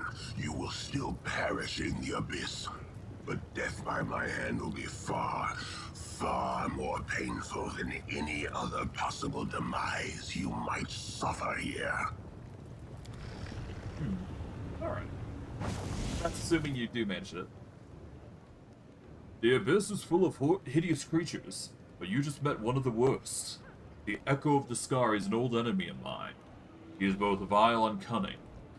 I wish I could comprehend his dark machinations, but I do not understand why he's revealed himself to us in this way. It seems unlikely that he would come here just to gloat. Your angel falls silent, lost in thought. Well, it doesn't matter. We did our job, and we managed to get quite well far in this whole situation, so that's nice. If anything, it's convenient that this happens, so that's nice. How is our experience looking? If I go to inventory here, we're like 20k worth, like, off. I think one more fight should do it. I'm gonna see if I can't get 20 more K experience real quick. I feel like I should at least do that much, right? If anything, I'm gonna be doing it for the goal of just getting the level up. So, there is one thing that I can think of that we can do, just to ruin everything for them. But we're going to need a save here. We're going to need to check this Knowledge World checkout, do that, and then we'll go down into the Fleshmarkets, which is where the big bucks come in. Yep, the Fleshmarkets are one of the largest slave markets in the Abyss. Since the opening of the World Wound, it has been flooded with captives from Golarion. So, as you can imagine, we're going to need to do a lot of stuff here. But yeah. Let's get ready. Let's make some enemies and cause a ruckus.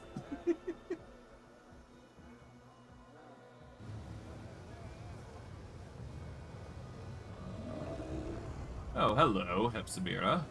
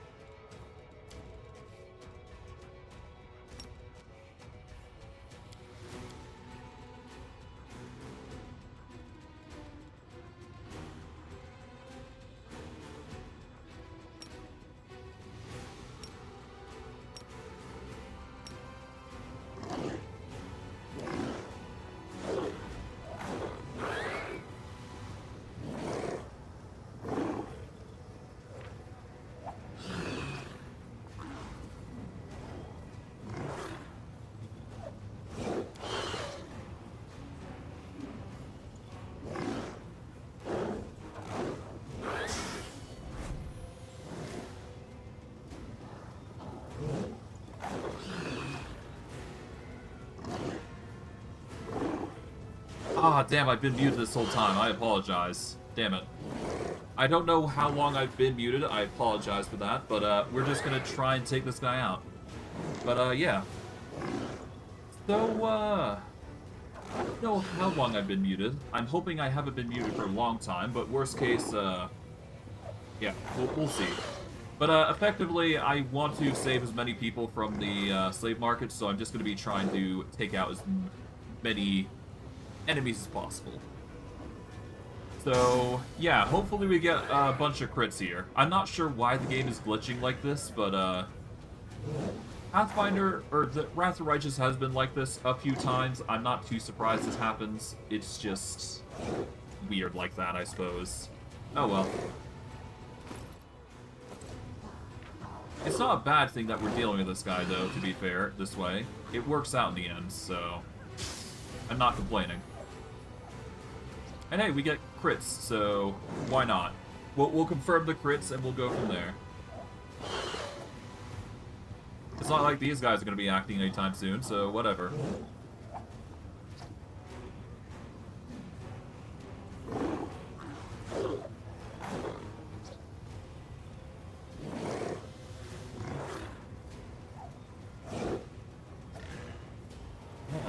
It's not getting a lot of hits. But hey, whatever. The only difference is that I'm not getting the flat-footed condition from them. So it's whatever. It's fine. It would have been a 57 anyway, so it's not like it's a huge deal if I just do it this way. I was planning on taking this guy out anyways, so... It probably would have been a difficult fight. Most certainly. But, we're in a position where we can actually just do this and be fine, to be fair. Alright, well, we're almost done dealing with him. We just need to crit enough, and then we should be good. Get the 20s. Yeah, he's at 123 health, so 3 more crits should be enough.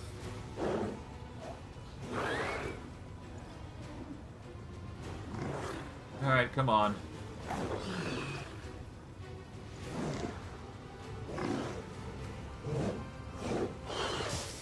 There we go. That's 1.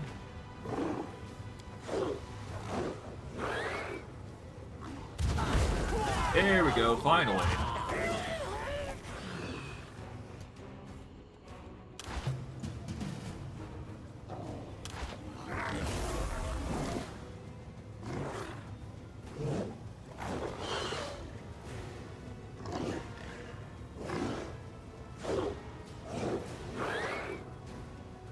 Okay, I'm not sure why, you know what?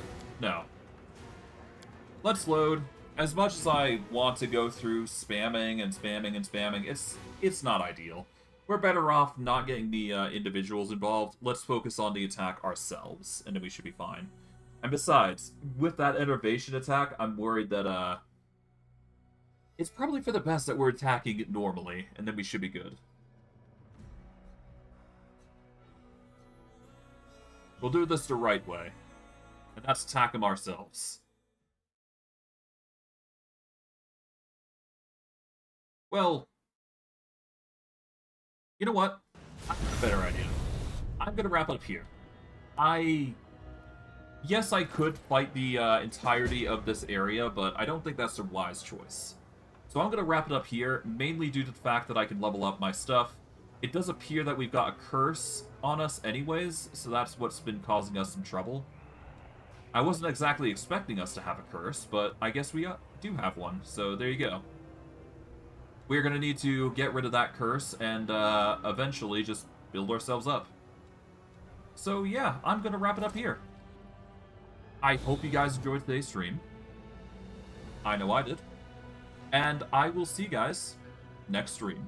And just so you guys are aware, what I'll probably do is I will probably go back over into the overworld and redo the Watch Our Step ability, because there is some stuff that we can actually get.